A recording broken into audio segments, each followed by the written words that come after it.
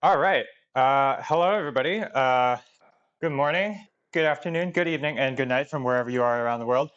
This is AS Eat the Pair, and we're here with another cast today. Today, I'm joined again by Mr. Old Dirty H. Say hello.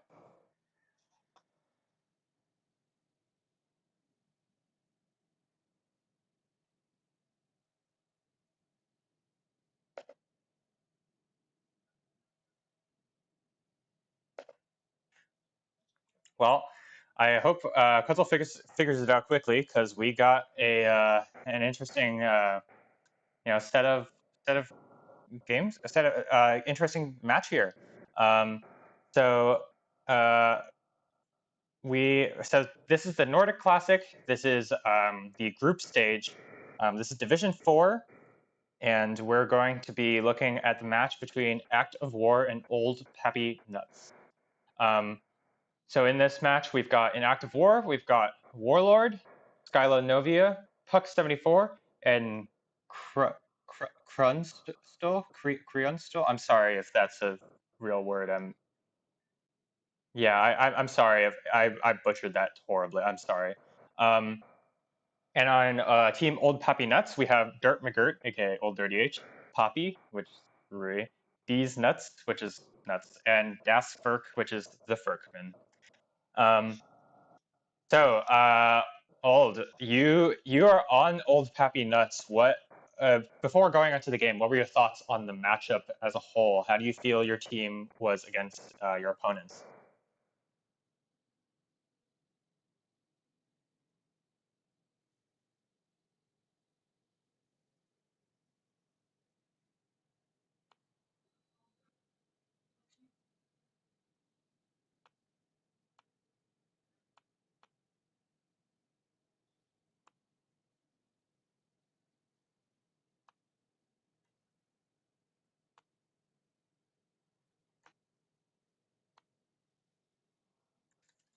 Yeah, definitely.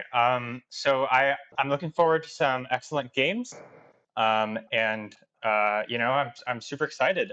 So before we start up the match itself, before we start up the commentary, let's quickly talk through some of the things we talked about this morning. So um, first of all, we just wanted to say thank you again, Connor, for really putting the effort into this tournament. As you know, the Nordic Classic is organized by Connor McDavid, um, who he did this whole most of the organization by himself. And so, in order to honor that, we really need to try our best to make sure the tournament's going the best it can. So that means in in these last couple of weeks, or in this last week, we've seen a lot of teams struggle with scheduling, and we've had to have some teams play their matches 2v2 instead of in a larger instead of in 3v3 as the tournament's intended. And so we really hope that you guys really make the best effort you can to try and schedule because we really want to try our best to make sure it's a good experience for the viewers and it's a good experience for everybody to enjoy. And 3v3 is the way the tournament is intended. So please, please, please try to schedule. Try to be lenient with your scheduling and be flexible. Um, so also, as I said, a number of games have been played 2v2. We'll be seeing those soon enough. Unfortunately, that they have to be 2v2, but sometimes, it's the first round. We didn't want to disqualify anybody. Also, for this tournament, it is a completely free tournament to attend, to participate in, obviously. But we would love your support. You can find a GoFundMe on the front page of Nordic Classic on tournament, and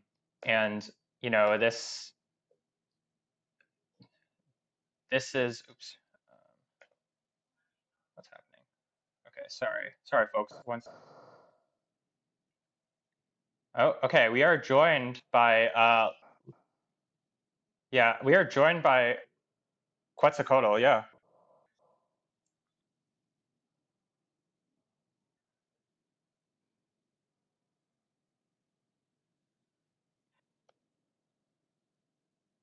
Yep.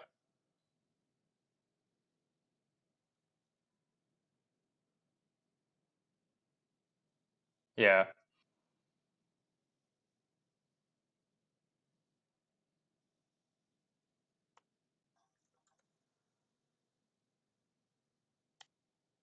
Yeah, yeah. I mean, so yeah, so we'll worry about that later. It's a like a particular.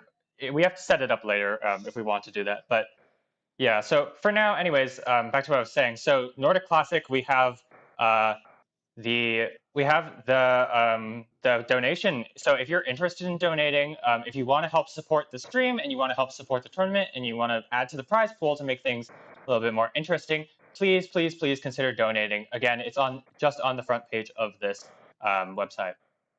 All right. Quetzal, do you have the game set up on your side?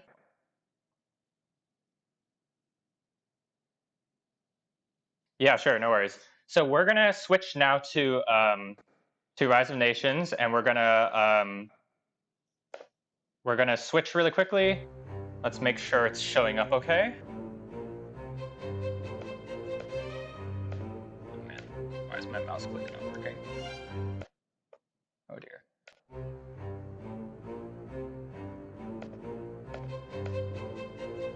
Okay, hold on. I'm fixing my tech really quickly. Ah. Oh.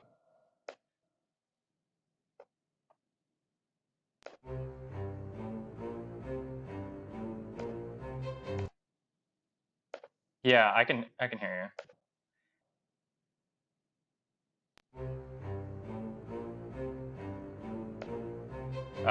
Hold on, really quick. I'm sorry. I'm having some tech issues. I can't click for some reason on Rise of Nations, so just trying to.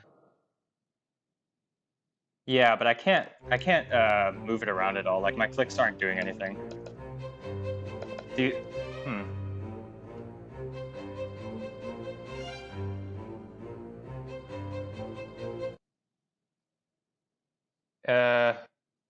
I mean, it is on my computer. Let me check. Can you guys talk really quick? Oh, okay, okay. I think I know what's happening.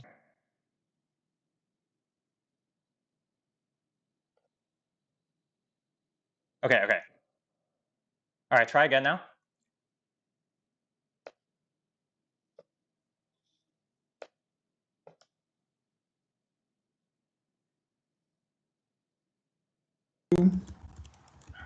Okay, how about now?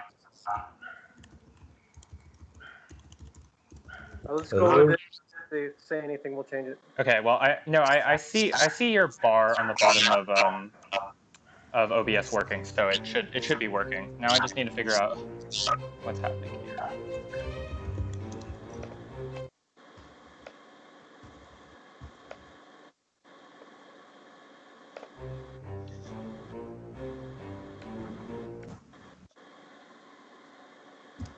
Apologies, folks, for the delay. We're having a bit of tech issues here, especially on my end. This was working an hour ago.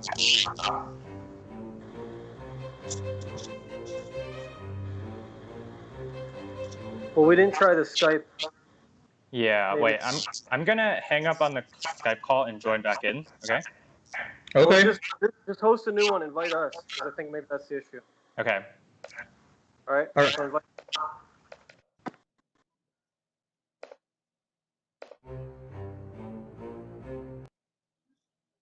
All right, folks, again, apologies for the craziness happening. I don't know why my resignations is not working. Oh dear, what's happening?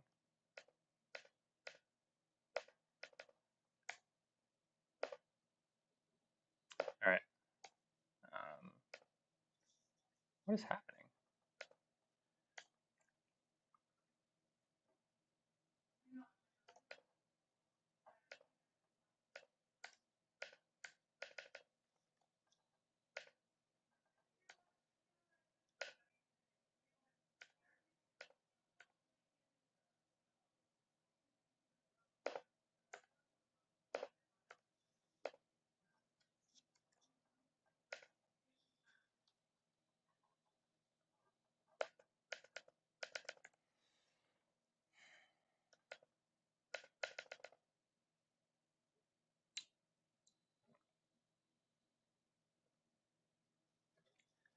All right, apologies, folks.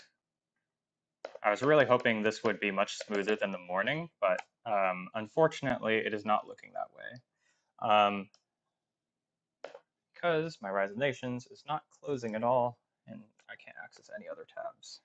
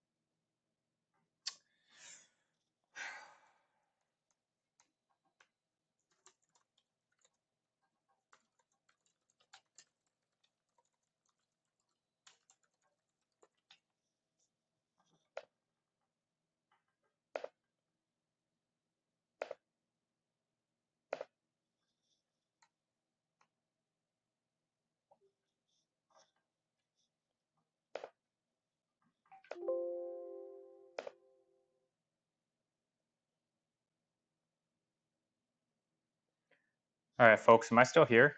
Is this, can you still hear me?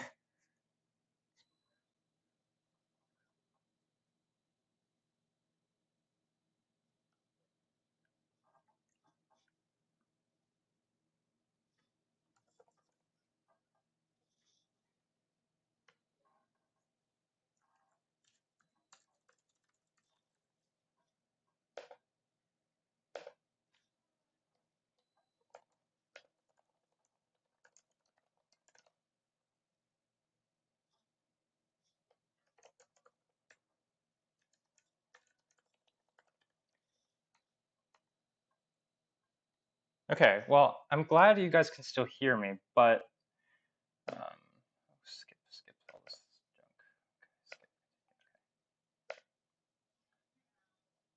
All right, call.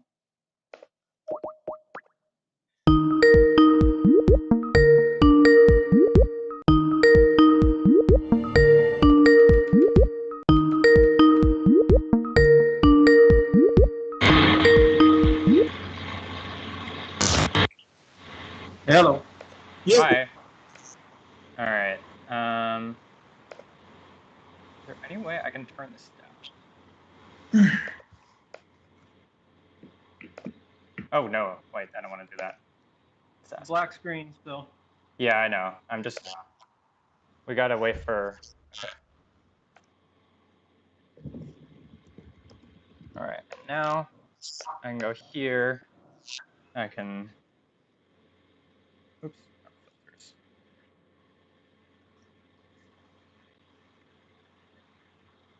This one, okay. All right, how we looking? Let's give it a second. It's a little bit of a delay, so Yeah. still black at the moment.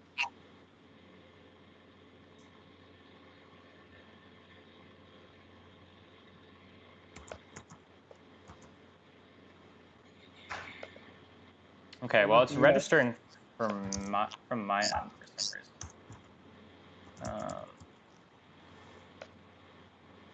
Okay, there it goes. Can you Okay. drag it to make it full screen? It's like 3/4 again. Yeah, I'm trying. I'm not sure. We're just gonna have to go with this for now. Well, no, you can do it if you go. There's a red box that highlights around it. You can just drag it open. No, I know, but like it's like Yeah, I'm gonna miss some things regardless. Okay, well, whatever. Whatever. Okay, now I need to test if this works. Oh no, what is this? Okay, Why it's is this? centered now. Okay, that's good. Yeah, but it's still not full screen. Yeah, and I still can't Top. click. I think it's a Skype problem because the Skype icon keeps appearing in the top right. Um, and I can't Uh, whenever I click anything in my- whenever I click anything in Rise of Nations, it doesn't like it won't let me do anything because it just thinks I'm on Skype. It doesn't think Rise of Nations is open. Can you just put the Skype icon like behind the screen? Not sure. Oops, I don't want to hit that. No, no, no, no, no.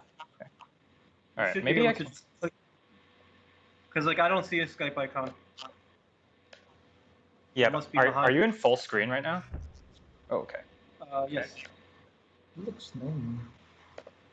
Oh my goodness. Well, it looks normal to me, guys. And there's no Skype icon. It's behind my window. You know what I mean? Okay. Okay. You have to like minimize it. Yeah, I'm not seeing a minimize button. There's just an X, which is why I'm Yeah. confused. No. You don't minimize it. Just like drag it down so that and then you impress on the screen so the screen will just pop over. Yeah. Okay. You know what I mean? Drag all the way to the bottom. Yeah, just like drag it all off the screen, and then click on the screen to pull your screen to the top. No, it keeps going back to the top. I don't know what's wrong with it. Oh. Hold on, let me see.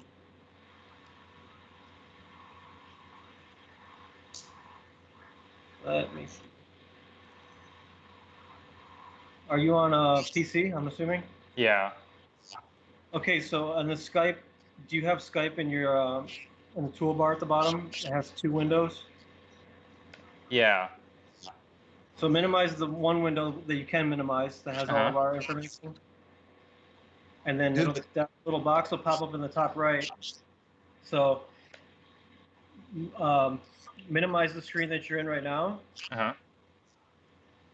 and then maximize it. But Wait, pull the the Skype. You gotta pull the Skype, that little Skype box, all the way to the bottom. okay. All right. So I'm gonna put this Skype call all the way to the bottom. Okay, and then I'm gonna go back to Rise of Nations. Is that what I'm supposed to do? Yeah, and then should work. Nah, it still keeps appearing at the top. Fuck. All right. Well, let me try. Let me see if it's a bug with just Rise of Nations. I'm gonna hang up on the Skype call. All right. Sorry, folks.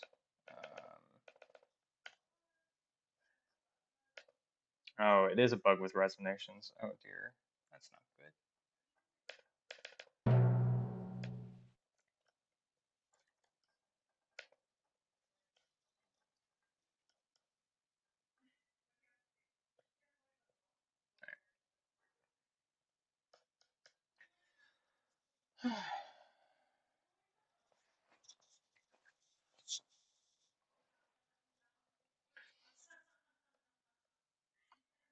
Sorry, folks. We did actually test this like right before, and it worked fine. So not entirely sure what's happening or why it's happening.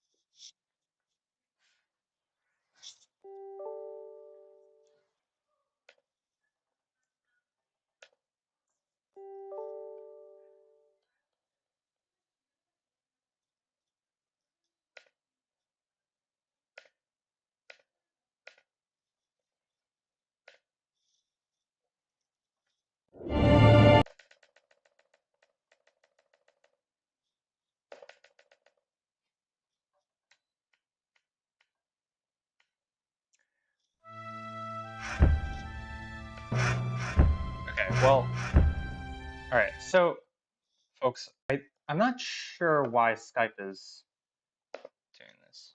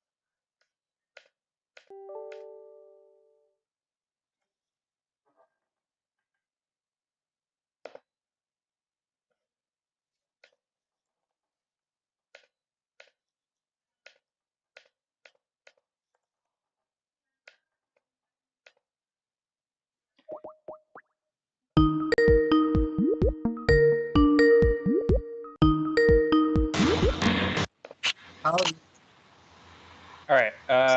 I think I got it. I clicked one of the settings at least. Okay, as long as you can run Ron, should be fine. All right. Well, I think we're good. Let's make sure that it's registering on people on the screen for people. Blast right now. All right, it must just be a little delayed. Yeah, I think it's a few seconds. Yeah. Okay, because I see it on my OBS. Okay, folks, really sorry about the wait. Yeah, you're right. The humanity. But I finally got my act together, kind of. Oh no, what's happening? Oh, no.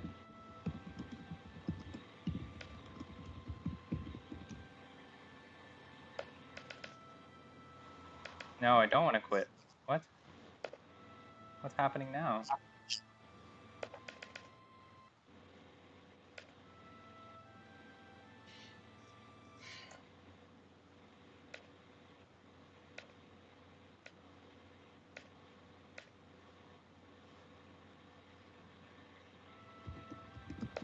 Okay. All right, we're good. I'm not opening Skype or anything else anymore. All right, good to go. Okay. Really sorry about this sort of thing. Yeah. So for those of you who are wailing on us in the chat, as I can see, Discord didn't work for olddirtyh earlier, so that's why we're using Skype, and we're using OBS clearly, as I have seen. Anyways, okay. So let's start the game. So again, this match is Active War against Old Papi Nutz. It's a best of 3. This is the group stage of Nordic Classic. Let's start it up, and can we all pause at 0 seconds? Okay. Can we go what, sir? I'll pause at 0 seconds.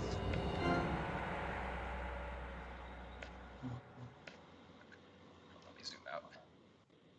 Come on.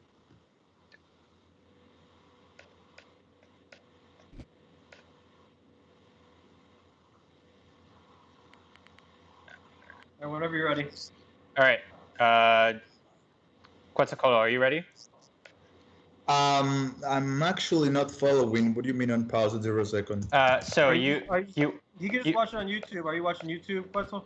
I'm watching YouTube, yeah. Oh, okay. Yeah, that's fine. That's fine. Okay. Commentate from YouTube, yeah. All right. 3, 2, 1, go. Okay, go. All right. So finally, after that long wait, apologies. We are starting, I believe. And let's take a look at the nation, shall we? Do it.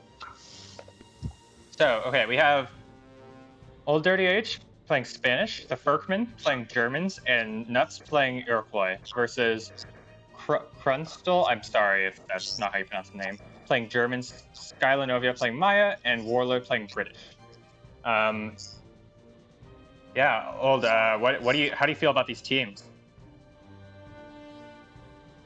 Well, I can say, as far as I know, Nutz, Fergman, olddirtyh, they can always give a good battle. They can always give a good battle, actually.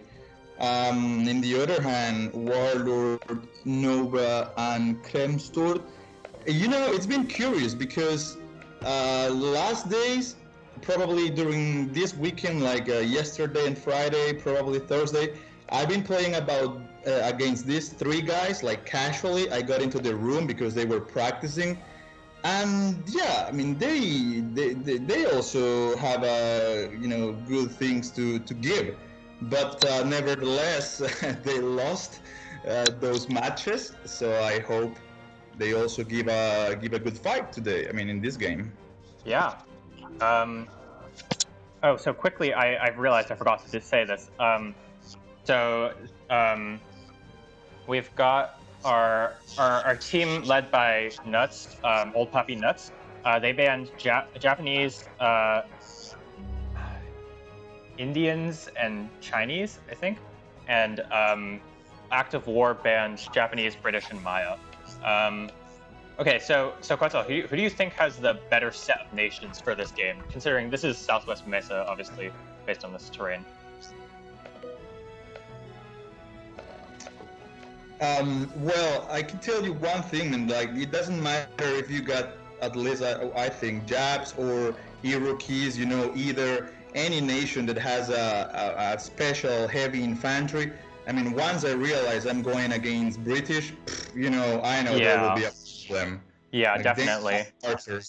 Yeah, especially also like here, one of the strengths of Spanish is their unique heavy infantry, and they're just going to get slaughtered by the British archers. So I think I would give the edge to Active War here with Germans, Maya, and British. I think Maya is a better nation than Spanish, and British and Iroquois probably have probably similar averages but different ceilings. Yeah, of course. I mean, and with the production of Germans, so I think that they have to push that advantage to build a lot. I mean, they have of course, they have already the protection of British. I mean, from the very start, I will say that speaking about the army-wise, so Team 2 has a little bit lower, going against British and against the buildings, of Mayas. Yeah.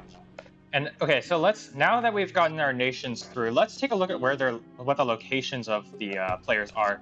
It's really interesting. Here we have Krunstol, again, sorry if I'm butchering that, who's like locked in this corner way far away from their teammates, which looks to be quite awkward considering the Ferkman is nearby and is also the German player.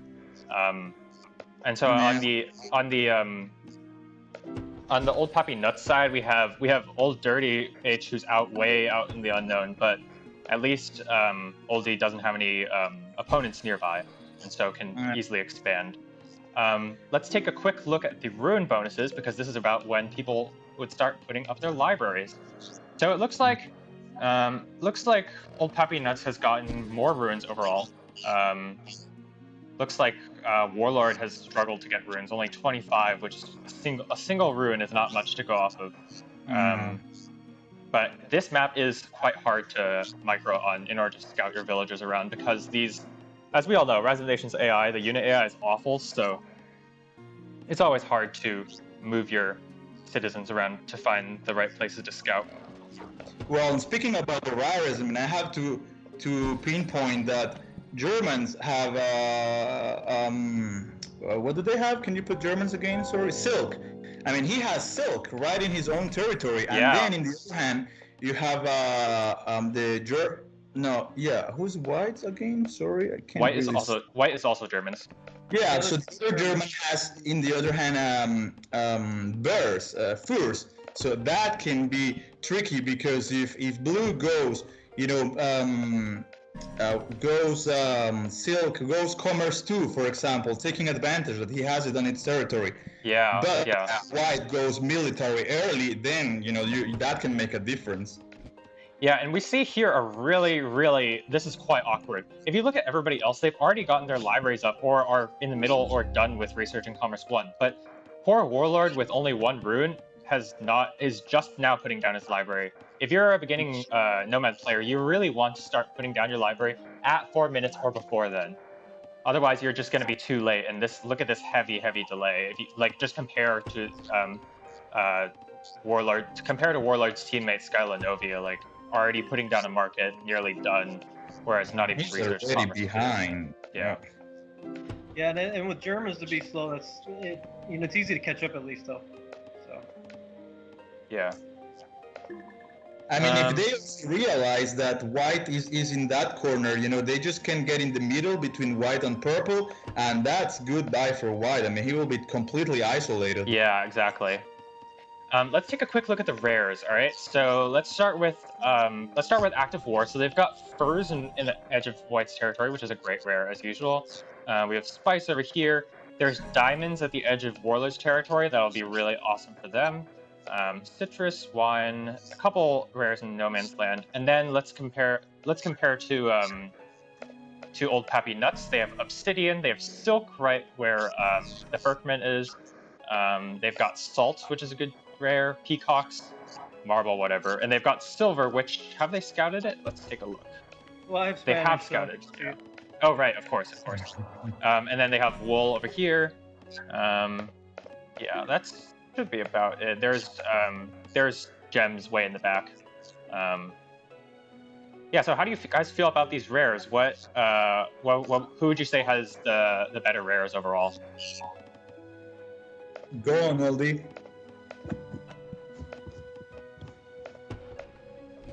Well, I will say also that the rares that provides wealth, they do make a difference, always. So to start with, how many rares that provide wealth do they have, like each team? I mean, they have diamonds, they have gems, silver. Oh, and peacocks also. Yeah, the diamonds are up for dispute, but it looks like I don't even remember. Yeah, it looks like 92 takes over the diamonds there. Yep. Pretty convenient spot, right? Protects the wood camp.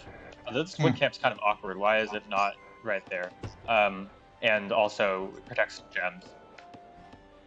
But silver is in a very fortunate spot. Pretty well protected. Yeah, you have to walk all the way around the cliff to find it. Let's see if they've scouted. Oops. Let's see if they've scouted silver. They have not scouted silver, so that should be. That's fortunate for your team, Oldie. Oh. Yep. Well, he did it. You know where he built the second city? He actually managed to already, create a division. Yeah, this division is quite. This is quite the no man's land. Like a tower here, a fort here, some military buildings like that. That would be really hard for them to deal with. And it also looks like, fortunately for the Firkman here, this path is kind of hard to traverse. It's a thin path, gonna get gunned down by archers easily. You would have to go all the way around. It's tough. And here we see some raids coming out of Nutz here, who's Iroquois obviously. So building a couple raiding units early isn't too bad. Let's see if Nutz gets anything done with this. Yeah, and the fact that we have Spanish was just such a huge advantage because it can just point out all the rares for him to raid. Yeah, exactly. It looks that is one strategy, right? Spanish, part of their power is, oh yeah, because this is a very effective raid, destroying 2 diamonds merchants. Part of their power is locating where is the vulnerable spots to raid. I mean. Yes, and also seeing where the wood camps are and where the mountains are to cut off and raid as well. We got a nice tower from Crunchstall, protects the city and furs. I mean, with Spanish, you can also take advantage of building your cities, like taking out their mines or the wood camps as well. I mean, if you dare to, of course, because as long as it is convenient for yourself. Yeah. And so we got a good German on German raid up here at Dusseldorf. Oh yeah, I see it. The tower is taking out the Stilduri, but not before it took out, or not before it killed one of the merchants, and now is delaying the barracks. Yeah, the Solduris are a pretty awesome heavy infantry. Yeah, they're tougher and faster to build than normal. Seems like a solid raid, but oh, this wood. Do they know about that? They do not. Okay, so that's fortunate for Crunstal that they didn't scout that wood. That would be a very, very vulnerable target to hit. Let's see if we can see any counter aggression. So it looks like Skyla's just building some troops to help protect Warlord, who's definitely on the slow side, as we said earlier. Warlord had very few runes, and unfortunately for Crunstal, this wood camp is going to get raided. So can you mark who have already barracks? I mean, of the team 1. Yeah, I mean, sure. So of who? I mean, Warlord and Nobia. I mean, who have already barracks, because they are just being courted all over right now. Yeah, everybody has a Rax, but they're just pumping out troops now, which is later than the others. It looks like the German player on. It looks like the blue German player has the edge over the white one, and also here we see the Verkman is aging now. Really, really interesting. Maybe we'll see a Colossus go down. Not sure. It looks like all those banked resources are for Colossus. Let's see how much. Oh man, look at that wood income. Crunstal's really, really hurting from that wood raid. What about military? Did the Furman go military 2 before Asian, or is he going just mil 1? It's not clear. It hasn't clicked up on the. It could. The Verkman or not. The Verkman did not click up on mil 2. Yeah, he's mil 1. He's only mil 1. No science. Looks like it's not going to be a Colossus. It could have been interesting. Ooh, here we see Old Dirty sending a bunch of heavy infantry. This could be a very cheeky raid, or it could turn into something more. One of those sneaky cap sacks with you upgrade to classical age, upgrade to your heavy infantry, and then just take out the capital really, really quick. Not sure what's going to happen there. I think, yeah, it looks like the Verkman skipped science and decided not to go for Colo, which is interesting. I think it's respectable because it is this city, Magdeburg, is kind of exposed to both white and purple, so it could be tough. Yeah, I think that instead of booming that much, going with a wonder, he's just going all the way through, by mill, and trying to get that city as fast as possible, perhaps. Yeah, definitely. What about the Rares? Did the Spanish raid them all? Not sure. So Diamonds, as we know, got raided earlier, and Furs got raided a little bit, but it looks like Crunstal was able to hold off the aggression. Unfortunately, here Warlord seems to have no idea what's happening with the with old units gathering here. This is very sneaky, and it looks like Skyla has put down Colossus, which is not the best against 4 heavy infantry and an archer. Oh man. We'll have to see. That's another thing that always also drives me kind of crazy with Spanish, because you have to keep up doing a lot of things, not only keeping track of your own development of the city, but also going around all the rares if you want to perform, a respectable raid, let's say. I mean, you have to be doing a lot of things at the same time, more than usual with the other nations, I will say. Yeah, definitely. It is very much a team helping nation. And I'm really surprised that Crunstal has not put up a tower here. This woodcutter's camp has gotten raided a number of times. But I guess we'll have to see. Looks like they're just about to see these units here of Old Dirties that are going in for the capital. And poor Warlord has just started to put up a mine. Oh man, yeah, that looks bad for him. Upgrades coming. Are there units? There are some longbowmen, which are actually quite good against this sort of rush, but I'm not sure if this city will go down. It looks like Skyla's also sending some units over to help support. And Nutz obviously is trying their best to keep Skyla occupied, but you got to send all your troops back there. I would like to see the Senate thrown down at Windsor because, you know, the whole point of this cap sack is getting the cap sack. If you just move the capital, it's not a big deal. But it looks like it's going to be closer than that. Let's take a look. It's completely naked, man. I think he's getting it. Yeah, those British archers are just too strong. Yeah, it doesn't look like they're going to get it because this city's not even fully reduced. I think it was a good move on Skyla's part to really try and to really move all the troops back, and even though take some economic damage from Nutz, to try. Credit to Skylar too. He canceled his Colossus so he could use those resources to support. Yeah, that takes a lot of guts because, you know, canceling Colossus, it's a lot of wasted resources. But, you know, I think. So go. I think it worked out. Let's take a look at old economy. Looks like a lot of resources banked, but that's okay. But it looks like probably on par with Warlord. That failed rush, unfortunately, for old really not working quite out.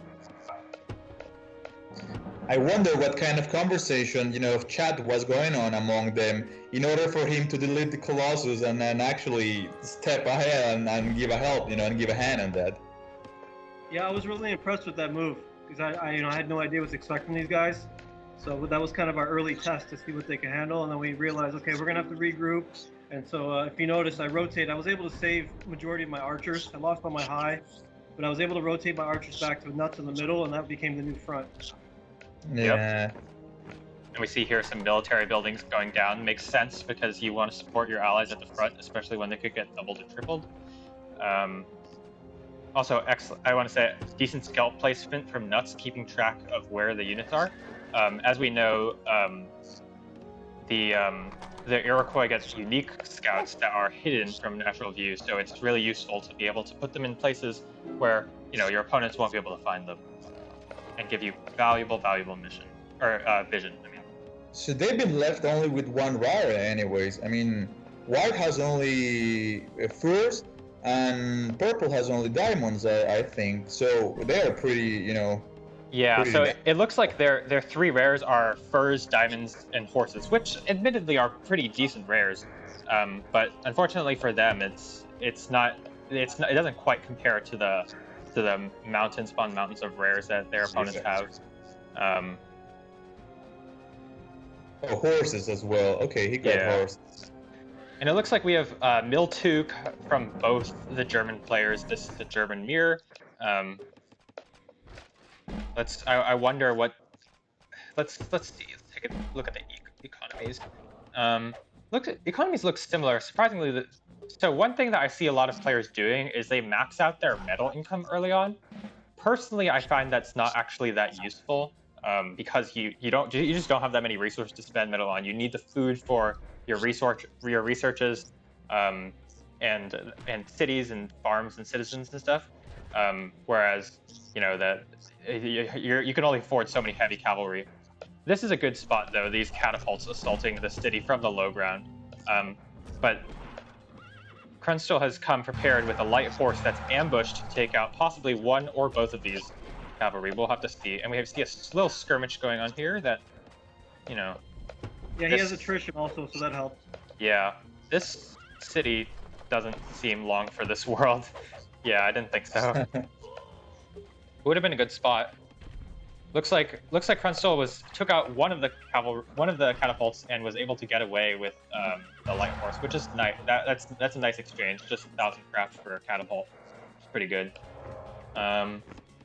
So now blue is on white. Red is actually, I mean, Nutz is raiding in the center, in the middle, and yeah, they're pretty much defending right now. And you can see Nutz is raiding and he's winning in score, so he's playing both sides of the game very well right now. Yeah, exactly. Here we got a bit of a problem here with the Firkman about to run over Krunstall. I'm not sure what Krunstall was doing with not enough troops or something.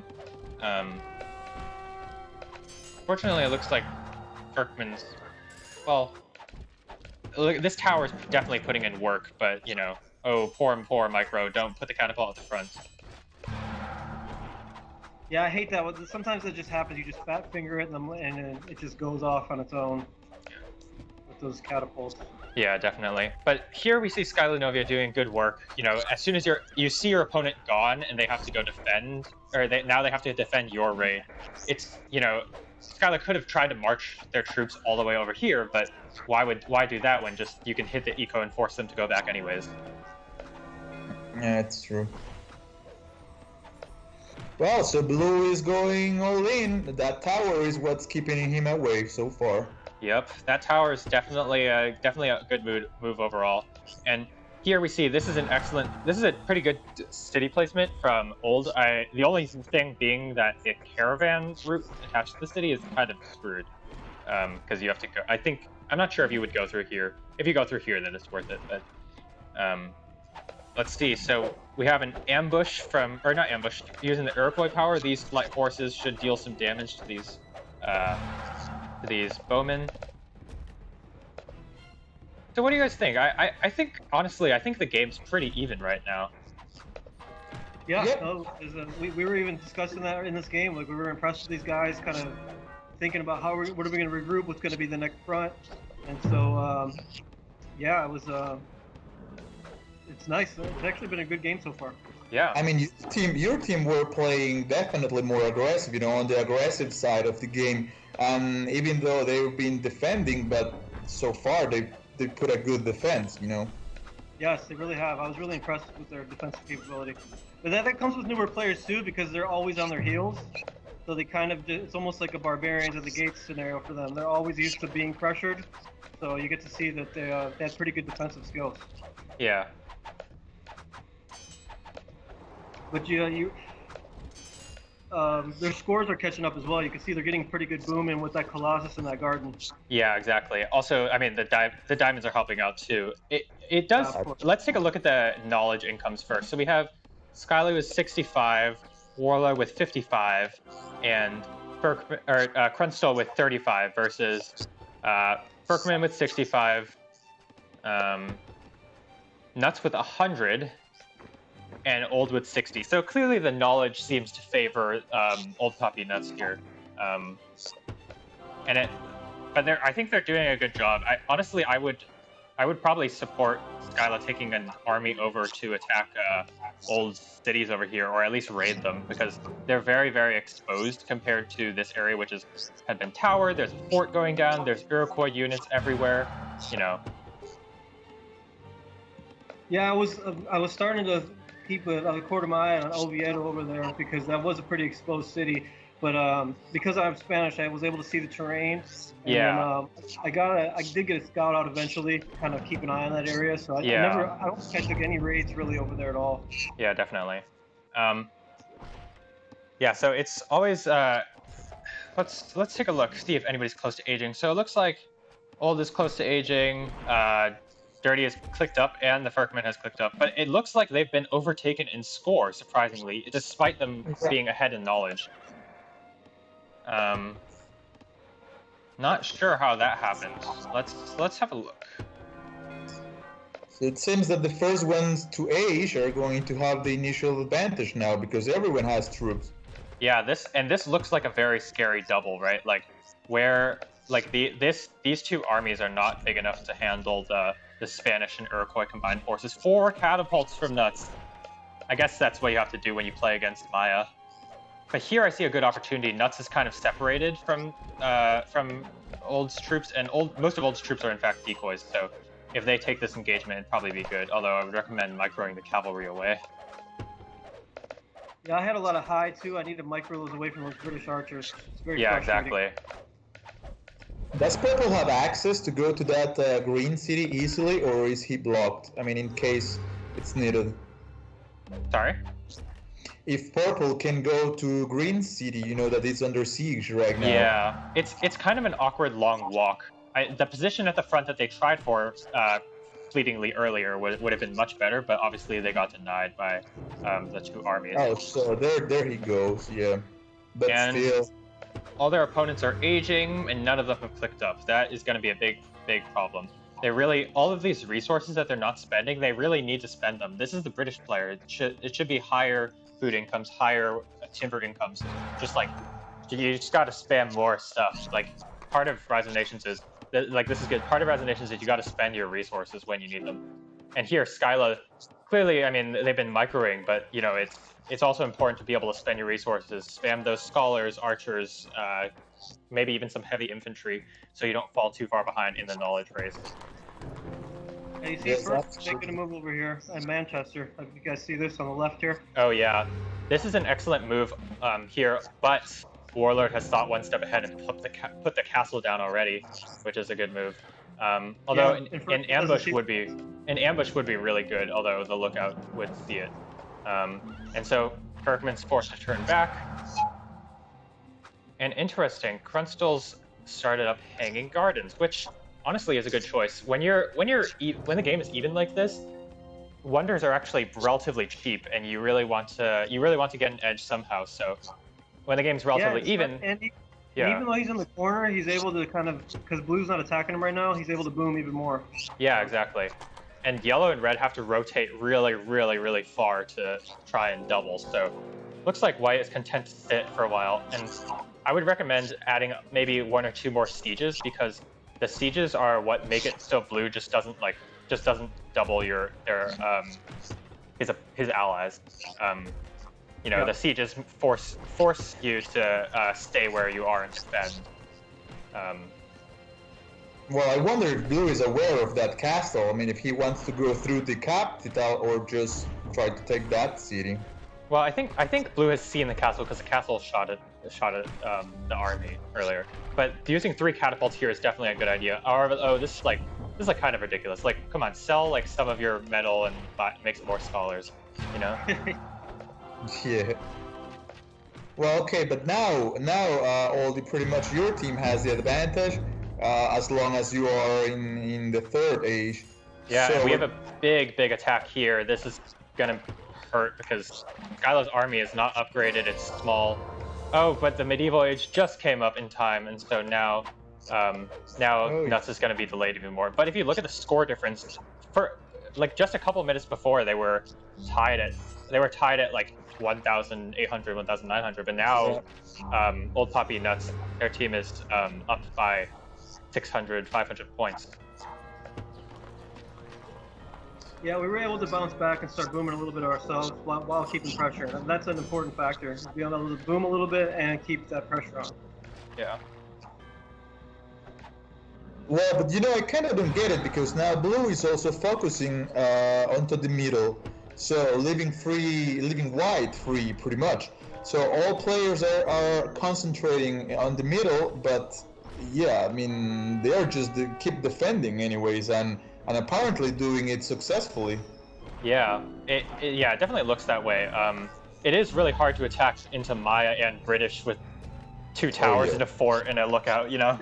Yeah, I get it. But anyways, looks like Old's setting a trap ambush, but unfortunately the ambush is gonna wear off before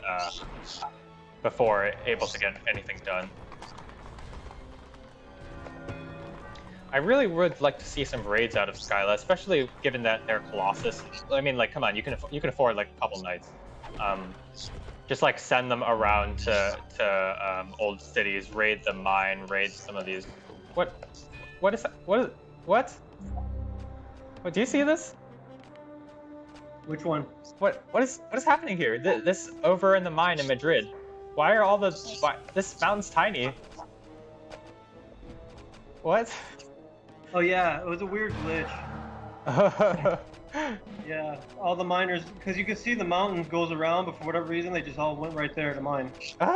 Oops, I accidentally said Yeah, that. it's a weird glitch. Okay, let's do a quick time check. I'm at 24:54. I'm at 25. Okay, cool. Yeah, we're fine. And it looks like they're going for it here, but I'm not so sure how it's going to work out. There's 2 towers here. This is a Mayan city. They might take the city, but these towers are really going to do a number. And look at Ferkman up top going for Vienna. If you see Ferkman's going all in on the capital. Oh wow, yeah, I see that. But fortunately, Krunstall's finally aged, especially with the Hang Gardens, definitely helping out a lot. Yeah, the age that saved them. But we'll Otherwise, see. I mean, But the economic damage is actually quite bit. Although the senator's kind of sitting in the corner here, you should put it in the center so your troops get armor.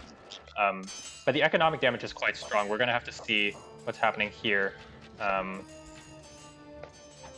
Looks like Krunstle's going back with unupgraded heavy infantry, which could be a little scary. And then here, there's a fierce fight happening over here, and it looks like Skyla's managed to take it back now that Warlord's army is actually here. Yeah, look, again, those British archers just doing work, doing yeoman's work. Say. Yeah, Those yeah, guys definitely. really. Skyla did take a lot of damage from that attack, though. The knowledge income really went down. And let's take a look back at this cap. This is a bloodbath right here. I don't know what I'm seeing here, folks. This is Fishing was right on time. Look. Yeah. Yeah, he aged at perfect time. These Solduri really holding their own against the Vandals. Huh. And now you're seeing a score shifting back over now to the Skyla's team. Yep. This is quite the game.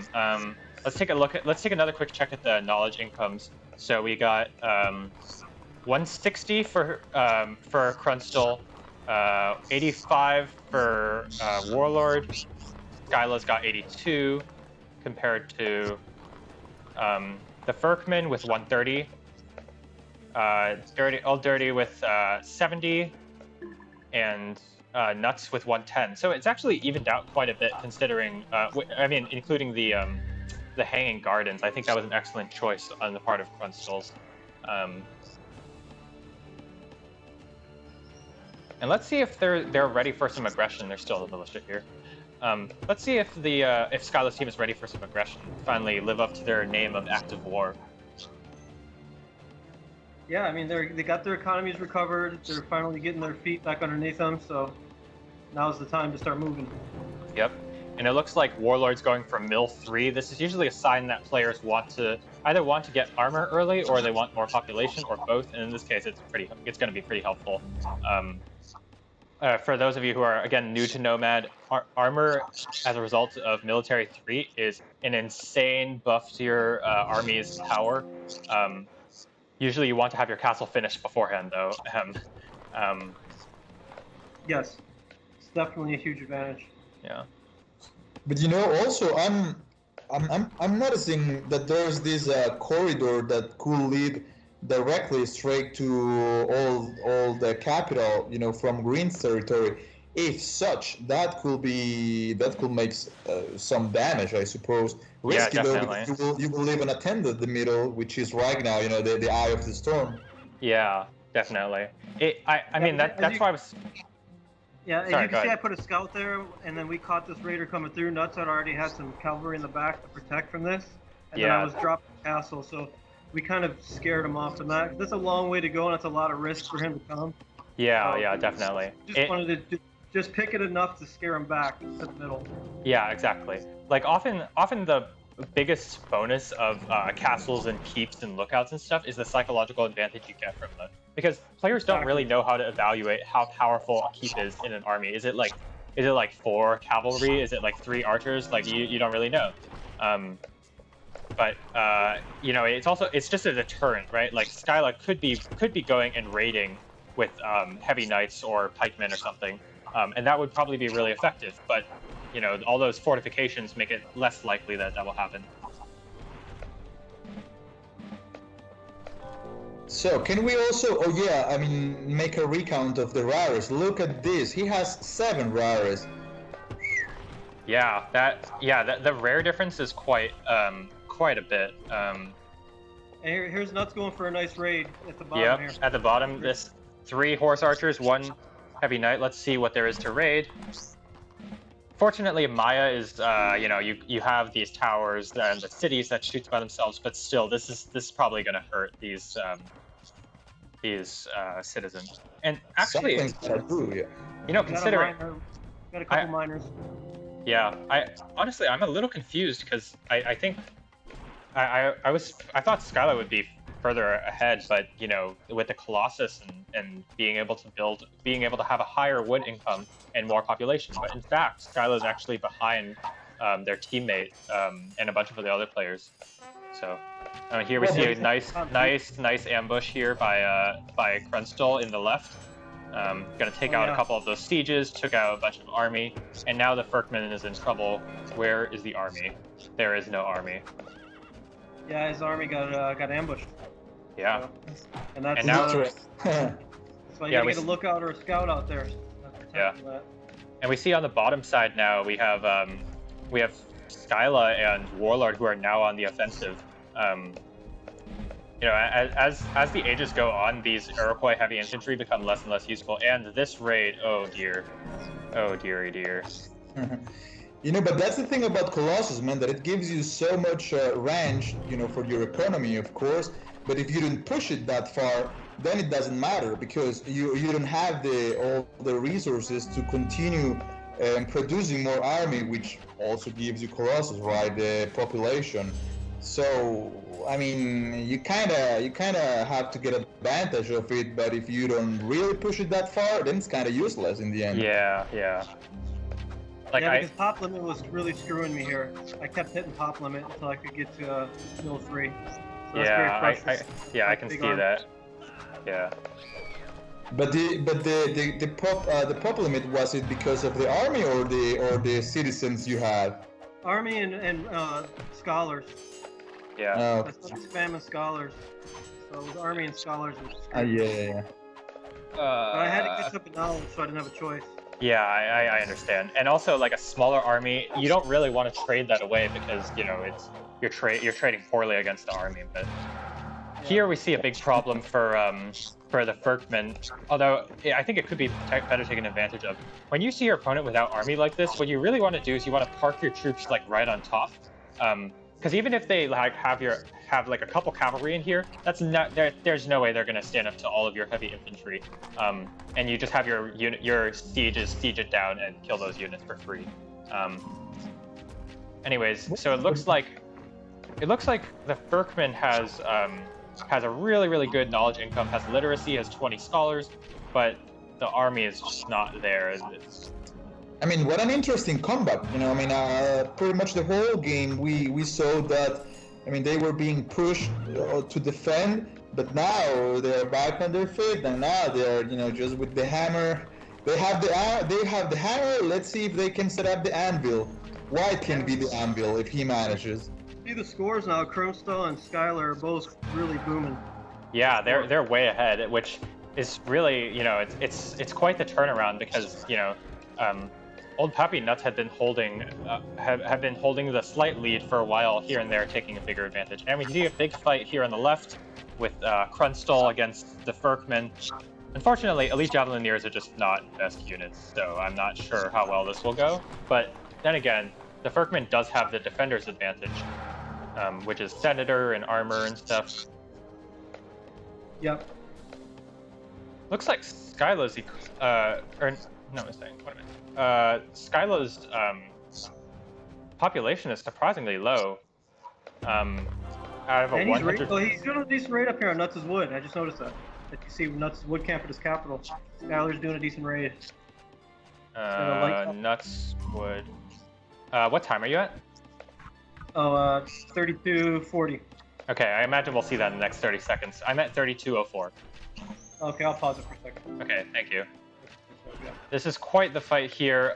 Again, it still looks like Krunstall has more troops, but the longer this fight goes on, the more the defensive bonus will matter because healing, you know, Krunstall's troops are not going to heal as well as the Furkmen's are.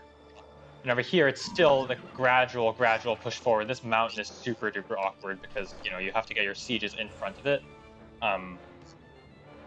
Still surprised that Skyla does not have as large an economy or population as I expected. Well, as Colossus gives you the range to have, though. Yeah, but you have to actually do the things. Okay, and here we go. We see a bit of a charge for Krunstall, but wait, Warlord's here to help support, and so now this looks like an easy city capture to me. Yeah, I was telling him to just retreat, just get out, just leave it for now. We'll have to regroup and try and take it back. Yeah. And unfortunately, it's not like Old and Nutz can get there quickly. They have to go all the way around this giant mountain. And now all these scholars are vulnerable. Oh, it's a disaster. And now that the Hanging Gardens is coming into play because Crimson's aging. Oh yeah, he's about to click up for me. Yeah, I'm at 3306. Okay. Well, you could always use all your scholars, Oldie, to go, you know, and attack and try to get some cities also with that amount of scholars you have. Yeah, no, we were, you know, there was no reason to panic. I felt it was like, just relax. We got plenty of economy still. We have plenty of units to regroup, and you know, I think a lot of players make the mistake. They start pushing too hard and they start suiciding. And there's really no reason right now. We're still in the game. You know, there's no reason to panic. You know, they still have, like, despite how the tides may have turned, like, they still have quite a large army for each of them. They all have a sizable army, and it's not like they're aging now too. See. Yeah, it's not like Skylo can do much here, just like slowly sieging down stuff. Like, it's gonna take a while to get rid of all these fortifications. So, they can pretty easily rotate if needed.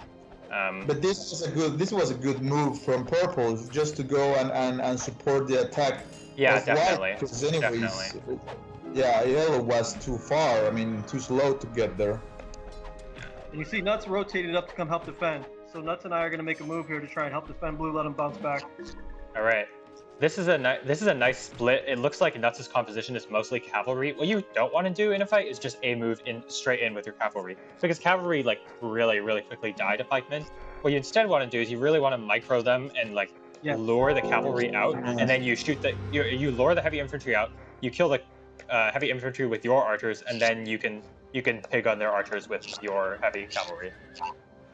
And my play was to try and get him to do exactly that, charger this heavy, so I could just slaughter him with my highs.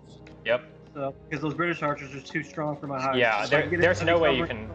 Yeah, there's no way you can run in, and it looks like the Firkman has really started building up more production, because fortunately for them, the economy is not terribly hurt, aside from the knowledge income and maybe a bit of the wealth income because of caravans, but that's a quick fix. And you can see Nutz is aging now as well. Yep, Nutz is definitely he's getting close. He's nearly halfway there. What about the middle? Was left unattended? Yeah, or is green going over it? So Skylo's slowly sieging. I think given that they're Colossus, you really want like 1 to 2 more sieges, because otherwise it's just like, you know why. Otherwise you're not really taking advantage of the empty space that your teammates have sacrificed for you. This is this is painful. Again, the AI of Rise Nations units is really bad, so always be sure to micro. Yes. And Nutz has aged, and so has the Firkmen, so maybe they can start their comeback here. But does Warlord have the archers still like No, I don't. Oh no, I haven't said anything. Sorry. And it looks like Warlord and Krunstall are beginning to push that side. They're going to push into Berlin, which is definitely problematic for fans of old Papi Nutz. Yeah, we were definitely having to strategize here and figure out how we're going to protect Berlin, because the Senate wasn't raised. Yeah. Trouble. Fortunately, I have a decent amount of highs. My goal was to try and get age as quick as possible, turn those into gunpowder high, because those gunpowder heavy infantry are awesome. Yeah. That's one of the main advantages of Spanish. Once you get to gunpowder age, your heavy infantry absolutely slaughter the enemy cavalry, and they're going in for a charge. And this looks a little scary from you know. Yeah, it is. But as you can see, I was able to flank a lot of these heavy cavalry and take out that wagon. But he's got a lot of crossbows, so it kind of backed me off. Yeah, but fortunately the attrition is good. 4 attrition, and here these knights are just doing nothing. So it ended up being a good double, because you know Warlord's units are just uselessly hitting the city, whereas they could be fighting. Yeah, they could be fighting here. Unfortunately for Old, his army kind of got wrecked because, you know, obviously the age difference in armor and stuff. But the Firkman's still holding on. Unfortunately, the economy has been kind of smashed, and it looks like Nutz is going to have to go back. But can't, because despite Nutz' best efforts, it's kind of hard to deal with the Colossus with all those units. So what about Fergman's army? Is it garrison? Yeah, I don't really see it. It's Fergman's army got destroyed a couple times, so just making it over and over. Oh man, yeah. But So fortunately, Winter's coming to Berlin. I was just about to say, fortunately for old Papi Nutz' team, there's no supply wagons, so the Krunstol's troops will eventually bleed out. But unfortunately for them, the Monarch just got researched, which is one of the most crucial researches in Nomad. Yes. Here we see Old just holding back, which is clearly correct. There's way too much army here. A lot of players would just charge in and hope for the best, but Old has to keep the troops behind the city in order to somehow try to hold. And fortunately, it looks like Nutz has beaten back Skyla because of the age advantage, but the army is not. The army is just not there. Nutz will need to rotate probably. And it looks like they're going for a charge with all the siege randomly clumped in the front. I don't know about that. Yeah. Well, the attrition is making the difference, I can tell you. Yeah. This line of trees is actually it's really hurting Krunstol right here. Oh, Krunstol would love to walk through, but you know, will the city go down? We don't know. So they have it reserved already. Let's see if they manage. Oh, it goes down. Yeah, they get the sack. That sucks. Yeah, and now Warlord has a huge buff and is about to age, so definitely really close. You can see that, you know, that the Fergman has just captured it back, which means that it was very close. Let's take a look at the bottom side. It looks like it's a little quiet. Looks like Nutz is getting busy with the raid again. He's got about 5 raiders coming back down, going into Yep, green. I see that.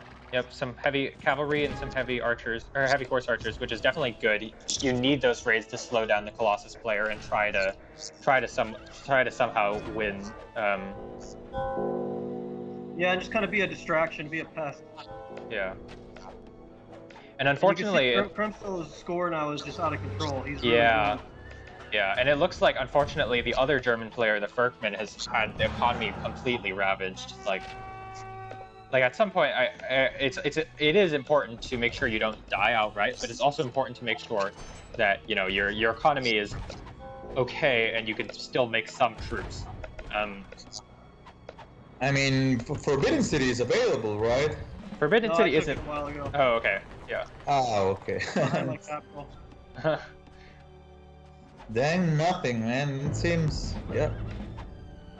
I got it back. I was taking it on the initial push because you know you don't want to give it to them. Yeah. So I try to get it as soon as possible just so they don't get it. Yeah, and then it ended up backfiring because of the come around, you know, unfortunately. It's like, you know, what are you gonna do? Yeah. But we can see Berlin's still holding. Yeah, Somehow, Berlin is still some way. holding. Yeah, it's, you know, it's definitely going to be tough once Warlord ages, but because of the archers. Especially those free archer upgrades, it's brutal. Yeah, and it looks They're like Krunstol's just running in heavy knights, which is really tough. Old just has to try and pump out troops and hope it's enough, but it's looking kind of scary, especially considering not getting much support from the Fergman because of the messed up economy. Yeah, And I it mean, looks if like- they go back to double him again, that will do serious damage. Yeah. I mean, even more, of course.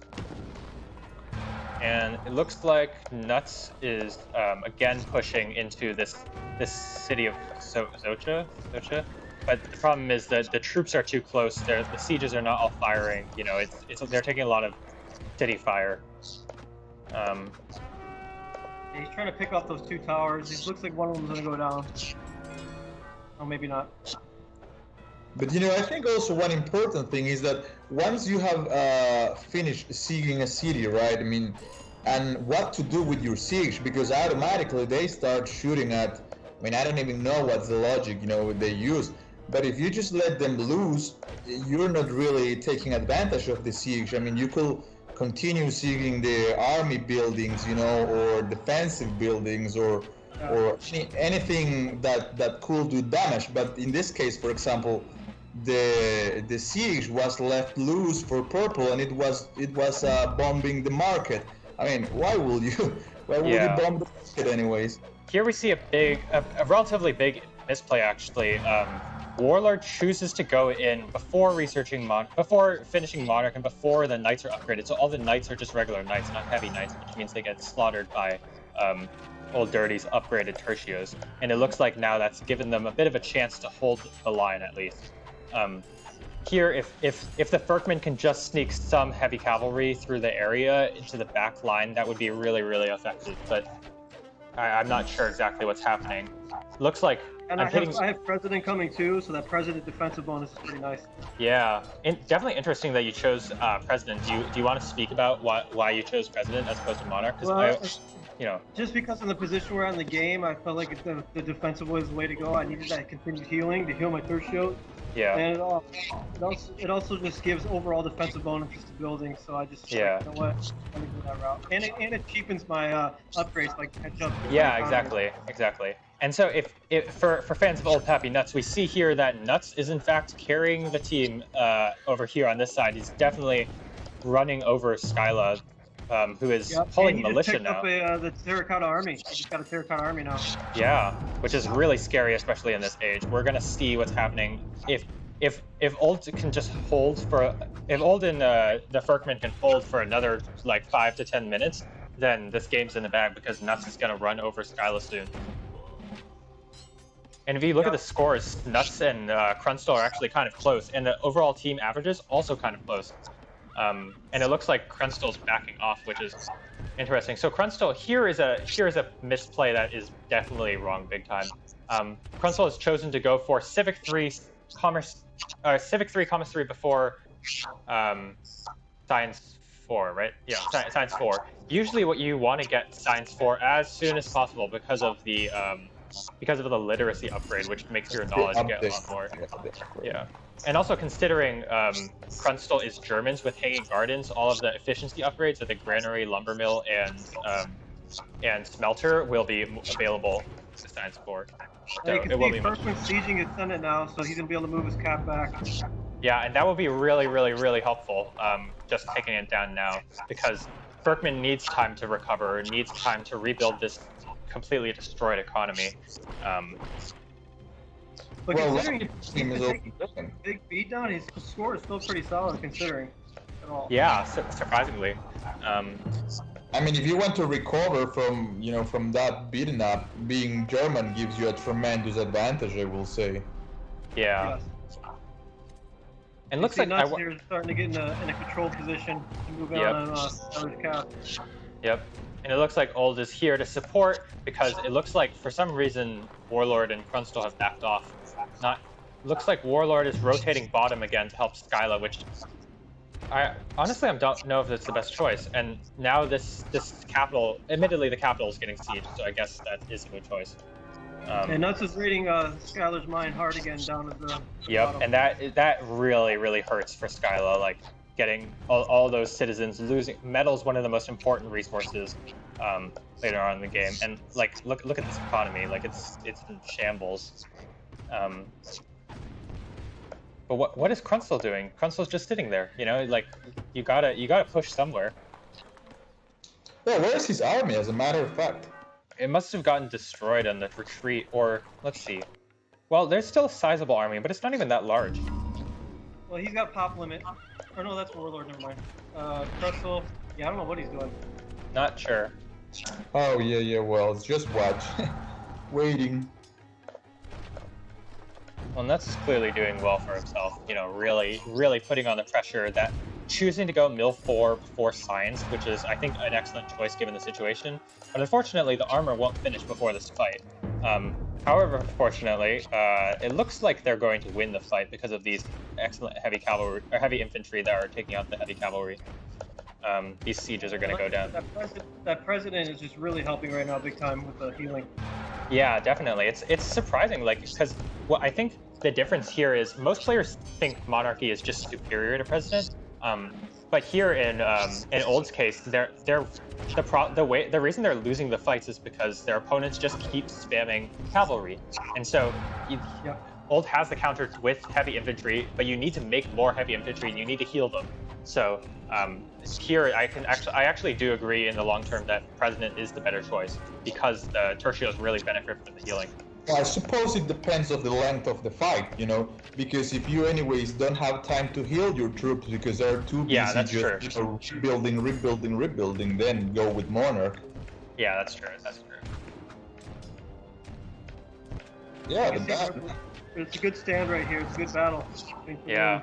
It looks like again these tertios are really what turned the fight around, like just wiping clean the cavalry, making it so that Nutz is free to spam as many cavalry as he wants, and not worry about things. And now it looks like active war is in big trouble. Yeah, and Nutz picking up that terracotta was clutch too, because it's right next to the cap. And you can just use that to spam light infantry. Yeah, definitely. Were you guys interested in destroying the terracotta army, or just, you know, passing through it? Well, I don't. It was just kind of an afterthought. I mean, Nutz ended up taking the city that had it, so we're like, fuck it, just might as well roll with it. You know, take it free. Yeah, because it got pretty damaged, anyways. Yeah, and as you can see now, they're regretting it. They're trying to kill it. Yeah. But they are in big trouble. Nutz has got already probably 4 or 5 units from it already, so it's already done its job. Yeah. Hey, where's White? Still sitting? Well, White is finally rotating, but it's going to be too little, too late. They're going to take the capital before then, and Skylar's economy is already really messed up. This is a big problem. Like, usually when you're in these situations, you have to spend this money in order to do. You have to put your city on infinite queue for citizens, which, you know, is working. You have to build more farms. You have to build more production buildings, because otherwise you're just not going to hold up in the long term. Let's take a look at how the Turkmen has recovered pretty well from the earlier shambles economy. But, you know, this army from Krunstal is still going to really do some damage. Krunstal needs more sieges, though, because of how Skyla is dying on the other side.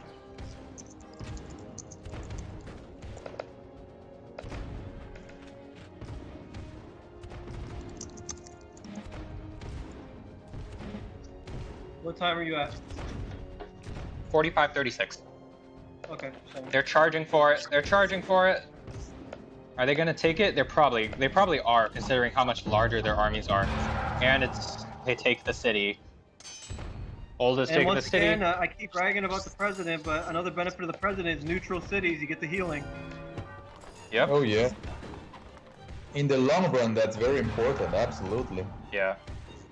This looks like, honestly, this looks like a GG to me. I mean, I'm sure Krunstal could do something, but the problem is Skyla has lost the capital. There's no Forbidden City, and the Colossus is just right there waiting for Nutz to take it.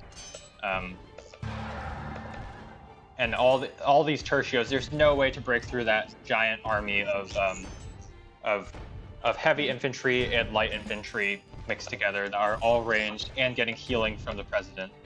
Really, really nice play. And so now that it's 10 tertios and 6 gunpowder ranged cavalry, that's pretty nasty. Yeah, this is quite the army. Nice.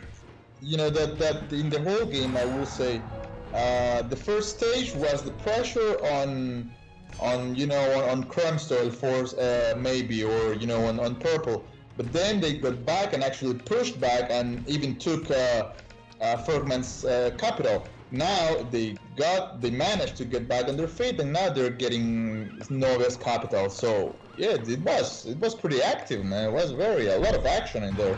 Yeah, and now Krunstal is poorly microing, lost one of his sieges and the supply wagon to something, but Krunstal's going for the capital of Nutz, which is right into that castle. Yeah, and it's not quite going to work out. One siege is not going to be long enough. They can easily just wait for Skyla to die and then go back. And that's a desperate move, desperate measure for a desperate situation. Yeah. Right. What a game.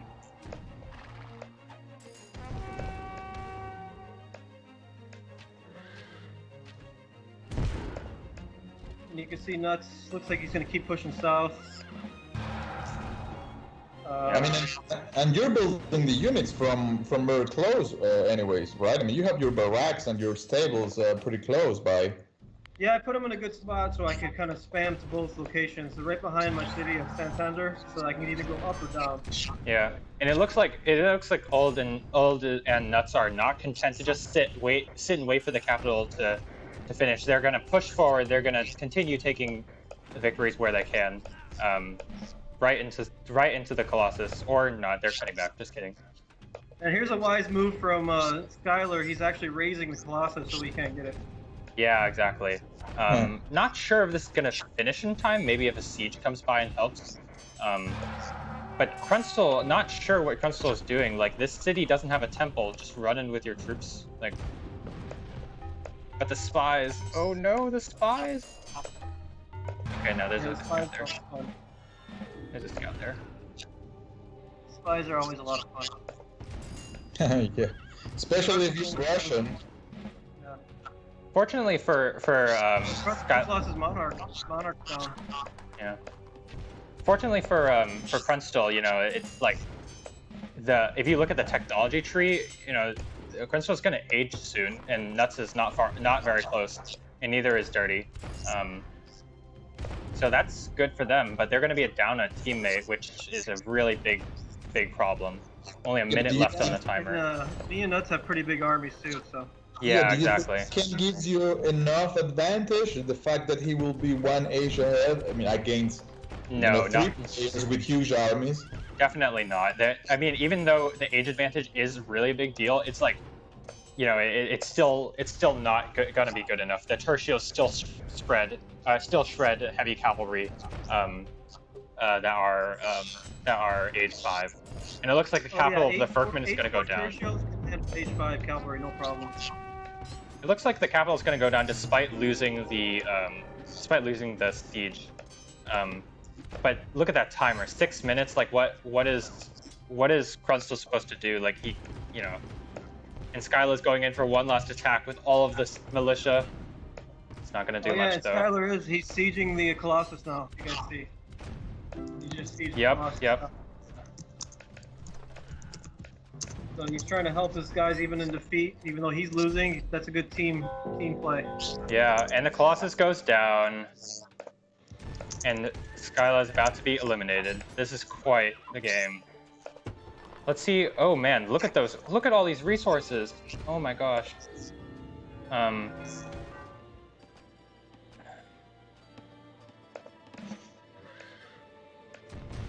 Okay, but at least he managed to do it. You know what I mean? His plan was to capture Nutz cap, so he did it. Let's see. Or not the Firkman's cap, you mean? Yeah, Firkman's cap. Okay, well, it looks like Krunstal's aging, but you know, it's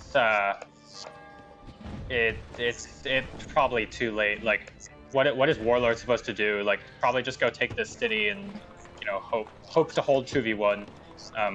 The positioning is really awkward because you can Old and Nutz can split differently. But it looks like Old is going up to help against Krunstal, which is bad news. This army is not large enough. The Monarch is weak, and Firkman already has some troops to help out. Yeah, but I just told Firk to wait there for me, and let's go take this thing back. Yep.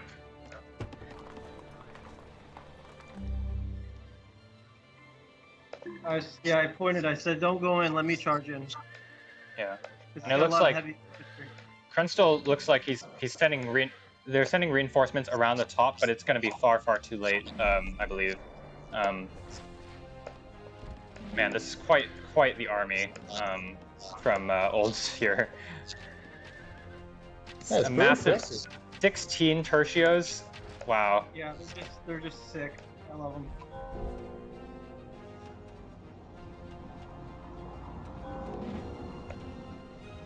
Alright, and one last stand. Hasn't even aged yet. Just gonna get sandwiched. Yikes. Yeah, it's 16 tertios and 8 ranged cavalry. It's awesome. Who would win? 16 heavy knights or 16 tertios? Oh, and there's So, reinforcements from the it top, just which are depends. I good. mean, if you get the range, obviously you're gonna win. So, Yeah. None of these tertios have died so far. This is very much over. Even if Krunstall has a bunch of units, you know, it's still not. Yeah, and the city's taken. well, I have the Age 4 armor also and the president, so it's Yeah. Yeah. What a game. I'm expecting some GGs to come out. Especially after Nutz crushes this attack by Warlord. Although admittedly, Warlord has more cavalry on hand, so. Yeah, he has a couple, but yeah, against 2 armies, well. Yeah, it's not quite gonna work out. And if you look at Krunstall, he's got like just tons of resources he's not using properly. Yeah, he's at 87 out of 125 population. Like, come on, you gotta use those, you know? Yeah. I mean, you just gotta spam something.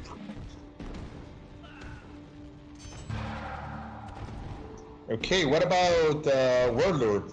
What's... Oh, okay, he's actually going at Nutz City. Yeah, he's trying to bother. I think he's just trying to hold on right now. He doesn't know what really to do, because they're down a man. So I think they're trying to rely on Krunstall, but Krunstall just doesn't have the army yet to really do anything. Yeah. He's building it. You can see he's building one up. Got a lot of heavy cavalry, but that's nothing for the tertios. The tertios will just smoke. No, of course. Yeah. It's just like a candy, you know, for the tertius. Yeah, it's like a hot knife through butter. Like, it gives him more energy, as a matter of fact. Like a protein bar.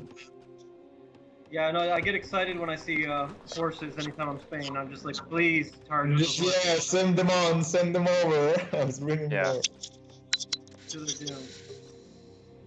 And you can see Nutz and I got back up there. Yep.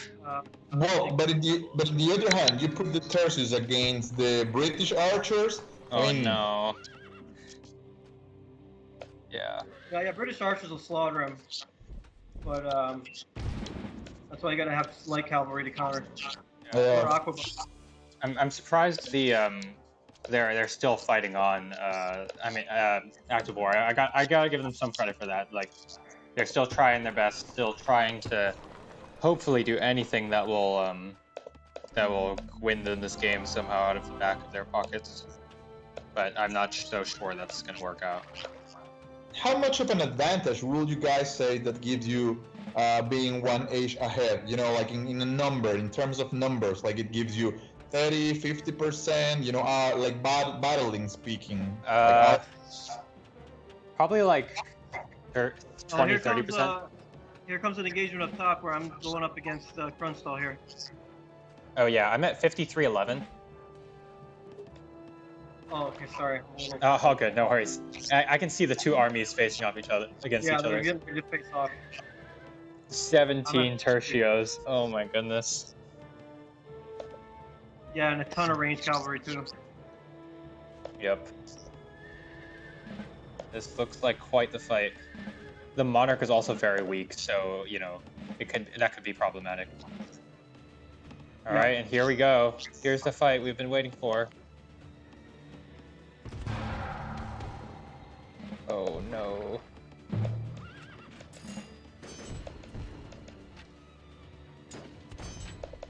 It looks like Old has the concave, which is something that you'll see if you've ever played StarCraft. But yikes, this massacre of horses, you know. Yeah. And it's age up too. Those are those are age 5 horses. Krunstall really needed more light infantry here to try and counter those tercios. And now you can see Berkman bouncing back with a little army coming in. Oh yeah, I see that. Yeah. Got some forces. They're slowly gathering all their forces here, again, and now here we see at the bottom we see this big engagement between Nutz and Warlord, but I'm not so sure who's going to come out on top. Warlord's not really doing a great job microing, but you know, running the heavy knights into the pikemen. Does Warlord have the Age 4 armor? There's no general here, so that must be why they lost the fight. Oh, well, yeah, he's got it because he's got the red power. Yeah. But he needs a general, yeah. Yeah. Although Red Fort is a very good, wonder if you really need to defend like this. You know, it's just so hard to take down. Yeah, it's a beast. It's a beast until you get up into late H5. Yeah. But the problem is like what, like think about it from the perspective of active war. Like, how are they winning this game? They're not winning it by turtling because you know they're 2 against 3. They have to kill the Furkman and hope to outmove. That's the only way they can win. Or if they can somehow sneak around and take Nutz' capital and hold it, that seems very unlikely. I mean, Walder and Nutz are pretty even, so that will be hard to, you know, to decide who gets on top of the other one. But on the other side, yeah, Krunstall really needs to make something work, and that's why Old is like holding at the city. Like the way they lose this game is by the Furkman getting run over. But you know, clearly, Old is doing his duty as a teammate and holding the line. And you can see me first for aging.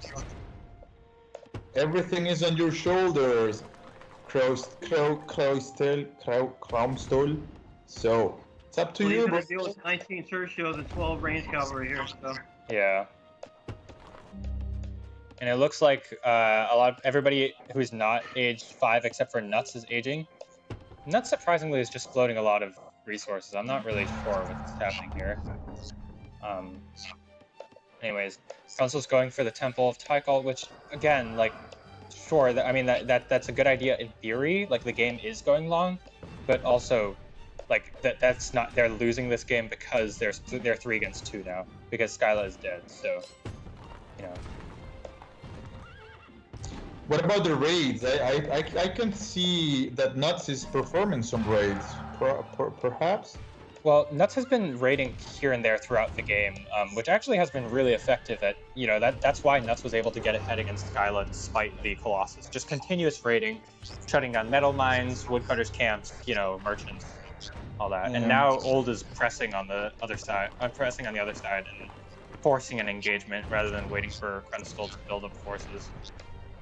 I mean, it's actually very important, I think, that like 3 horses, you know, 3 horse archers out of your army, but that will make such a big difference if you manage to do a good raid. I mean, that'll just change the game. To respond to Jan's question, yes, olddirtyh is casting his own game. I mean, it definitely is helpful actually, because I find that like it is helpful having somebody who played the game have their own perspective. Like, it's really helpful hearing why Old chose to go democracy over monarch, and I actually am inclined to agree. Oh, here we go. This is a big fight.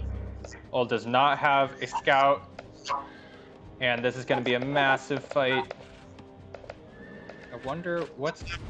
Oh my goodness. It's chaos. It's mayhem.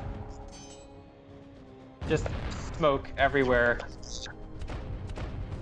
Oh no. Yeah, and he got my president, that bastard. Yeah, and Krunstall's not doing this correctly. Krunstall's not doing this correctly. A lot of the units are just standing there not doing anything because they're still in ambush. But this fight is over because obviously the Furkman is here to help that flank to the north. But even though it's crossbowmen, you know, it's still very... Yeah, Furkman bounced back nicely. Yeah. And now the game is over.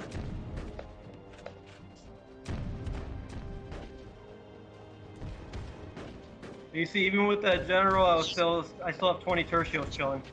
Yep. Like, it's still, you know, even though the general is important, sometimes just sheer numbers wins out. And it looks like Nutz is keeping Warlord busy, so it's not even like Warlord can go and try and support Krunstall. So.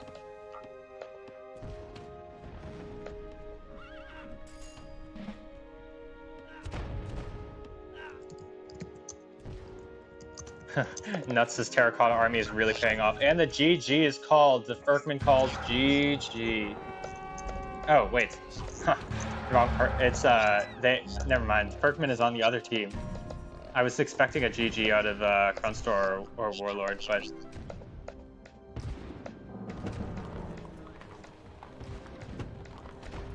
interesting.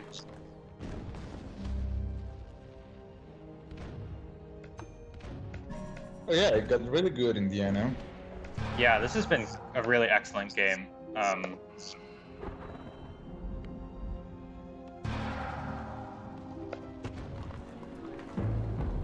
Alright, and Grunso calls GG. I'm not sure if this is calling it or... Yeah, okay. Grunso calls GG, and... we'll see if Warlord resigns. And Warlord resigns, and it's GG, game 1. 58 minutes, 30 seconds, folks. That was quite a game. Let's take a look at the game stats, shall we? Alright, so MVP, Old and Warlord. I would happen to agree. I think Warlord really was the glue holding the team together, and I think Old really came like really helped out once reaching age 4. Let's take a look at the score. So obviously, you know, at the end, Old Papi Nutz was the winner by nearly 3,000 average points. But the scores were very close throughout the game. And so it was really interesting. I honestly thought, Old, your team was going to lose multiple times throughout that game. And I thought you guys were going to win easily at the beginning, but you know, it really turned around and really became anybody's game.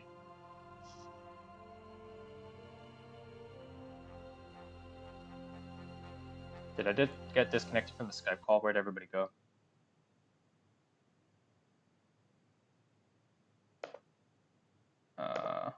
Oops. Hello? Are we still there? Okay. Yeah, sure. Okay, I just wanted to...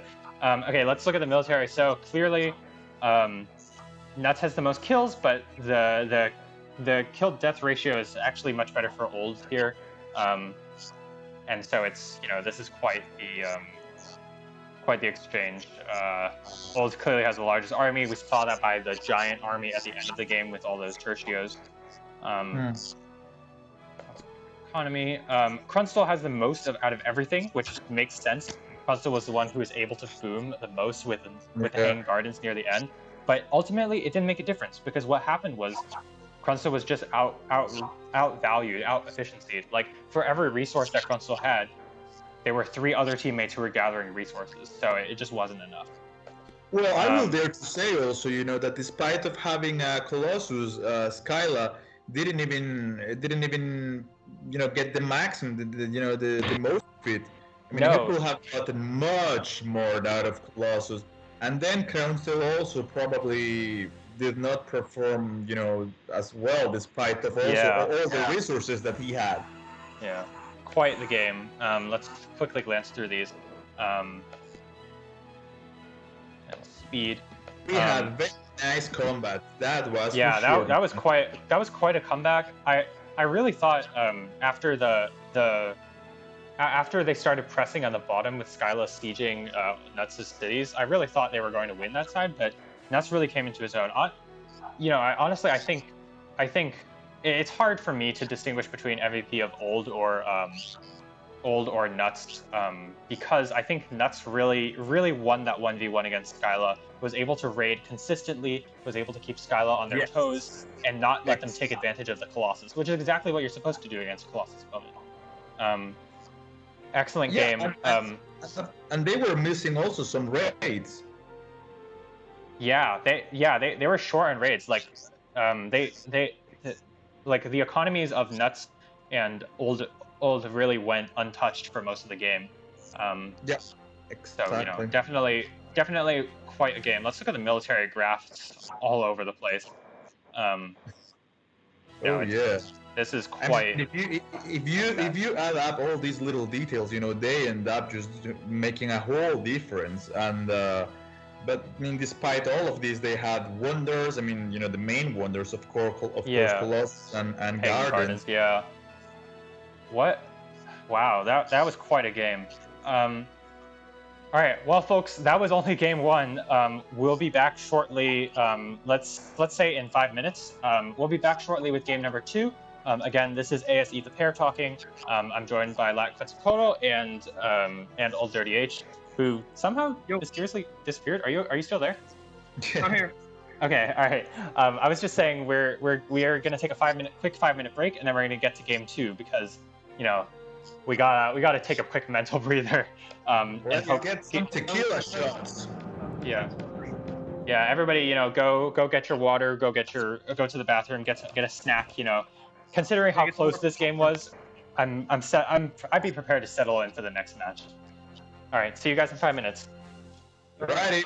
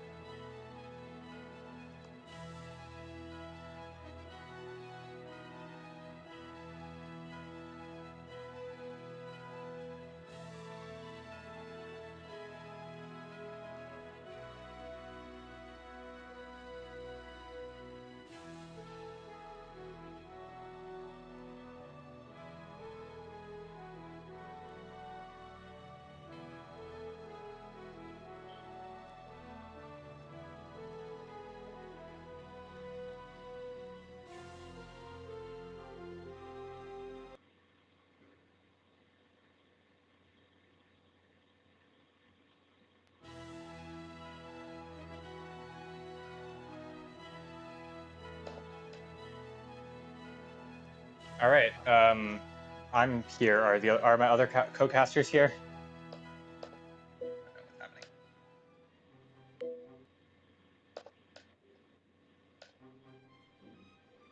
Looks like my other co-casters are currently not here. And I'm having some minor problems with resonations, but bear with me. Hopefully should be fixed soon.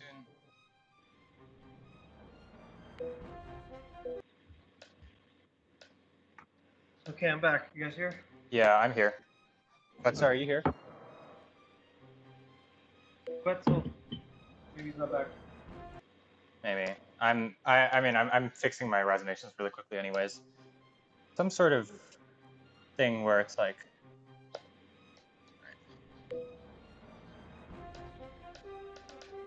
what's happening?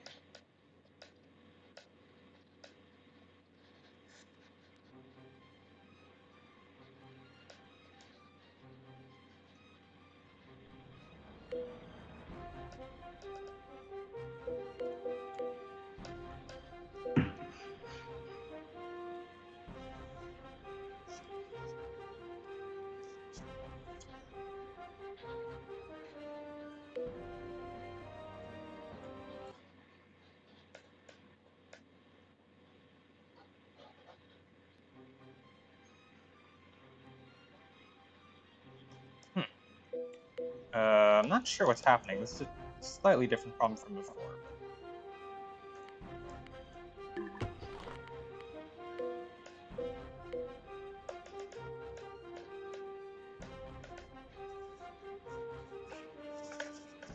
Maybe it's this.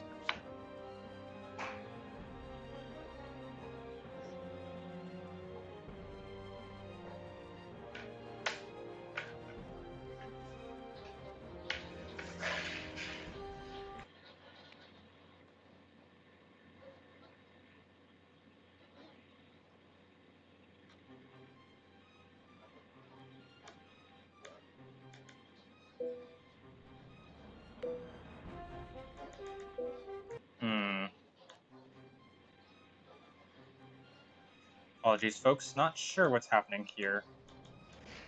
My clicking is not working as it was earlier, but I don't know why.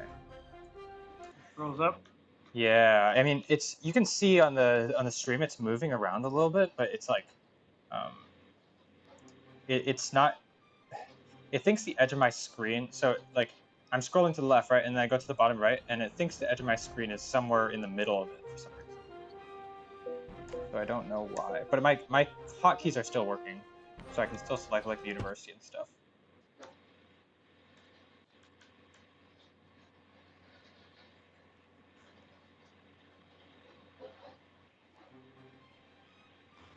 Okay, I'm back. Hi. I'm struggling with tech right now. Oh, what's like? I'm clicking here, but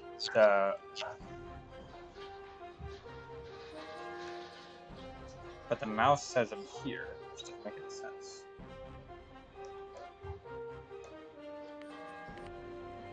You just want to restart it?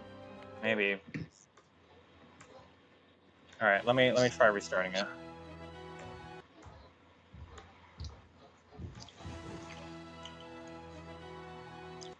All right, folks, apologies. We're gonna have to restart resonations really quick.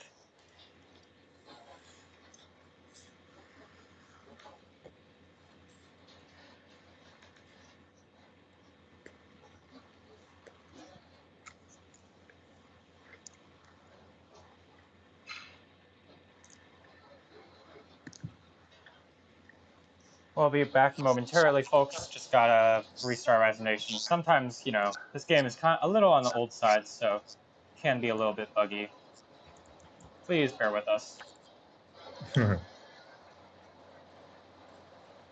ding, ding. Due to technical problems, we beg you to bear with us just a couple of more seconds, and we'll be right back at you. Plays classical music. Yeah, some background elevator music for everyone. So what do we think of that game? For me, honestly, I was really surprised. I thought that would be a lot more one-sided, but you know, it ended up being quite close. So, I can tell that honestly, I was a little bit prejudiced because of the fact that, as I mentioned at the beginning, I played against these guys, Kreuzner and them, a couple of days ago. And, well, even though they lost, I think twice, but they did a good job. So I thought that it was going to be pretty much the same result, but I wasn't expecting for them to give such a good fight.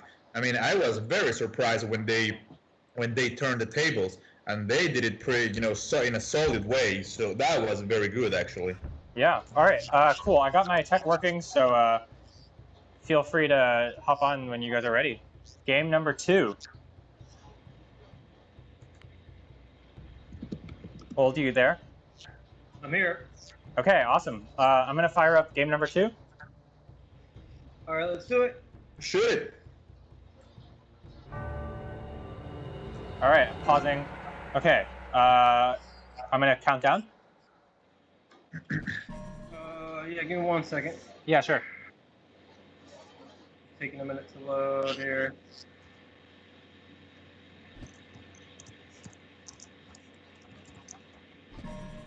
All right, game 2. Okay. Game 2. All right. So, 3, 2, 1, go. All right. So first thing I'm noticing here is they swapped out you, Old. They swapped you out for Rui. What can you say about that? Well, I wasn't even going to play the first game, to be honest. But Rui was like, I don't know, he was doing something. So I just ended up coming in last minute. So it was really supposed to be Rui in both games. Okay. Interesting. Yeah. Well, I mean, your team must be happy that it worked out for them the first time. Yeah, it worked out. So is it Sem Nations? Yeah, let's look at the nations. Yeah, so we have on the team of old Papi Nutz, we have Rui with Lakota, the Furkman with Americans, and Nutz with Koreans. And on the side of Active War, we have Krunstol with Romans, Skylanovia with Turks, and Warlord with Koreans. What do you think about these nations? Well, it sounds like a lot of towers to me. Romans and double Koreans. Yeah. We might tower spamming. Yep. It looks like to me this is going to be an aggressive game. Lakota obviously changed the game a lot with how they're played because they can be very, very aggressive and very fast. And Turks, I mean, on top, this is a water map. Black Hole Town water map. Oh, be aware about that. Yeah. So it looks like this map is, I want to say it's Australian Outback so far, but it could be lakes based on the shape of this thing, but it's probably Australian Outback. We won't know yet. I think so too. But this is here. I think it's lakes. I don't know. No, it's Aussie. It's Aussie? But Well, if you look at the borders, it ends. You see what I mean? So it's like all the cities are put in. There's no like far citizen out to the border. Okay, that's fair. Yeah. All So right, pretty much correct, right? They are going to keep the defense up, I suppose. But on the other hand, then the offensive will go one side, Americans on Lakota. Well, that's dangerous. But on the other hand, Romans and Turks, dude, I mean, that can be also a fast one, Yeah. We're gonna have to see what happens. It looks like Nutz and the Furkman are a little bit far away from their Krunstol and Skylanovia, but Rui and Warlord are right up next to each other, which honestly I'm worried for Warlord. Being that close to Lakota with them having such a fast start is really scary. Yeah, what do you think about the pick for Turks here with Skylar? You think he wants to go aggressive? Because last game he boomed. So. Yeah, I mean, Skyla, I think the Turks pick is actually a really good pick because the good thing about Turks is you don't have to be aggressive. You just force your opponent to think, am I going to get sieged? Am I going to get militia rushed? And am I going to die like really quickly for no reason? And it can be really, really powerful just to have on your team for the psychological effect. We'll have to see how Skyla puts the Turks Nation to use. Honestly, I'm I want to see more how Rui will put this Lakota to use. You know, it seems like being in this position, there's a lot of fancy things you can do, like Civ to deny mountains. Like what? Skyla and Crunch only have a combined 3 mountains, including this one that's in between them and Nutz. So if Rui just civs like right in the middle of the mountain here, Rui can deny enough mountains for the opponents in the late game. Yeah, and he's already started off right on the border too, so he's already getting a quick border push. Yep. All right, let's take a look at the ruins because it's 3 minutes 30 seconds, and people will be putting down their libraries. So far, Rui has 3, and Skyla has 3, and everybody else has 1.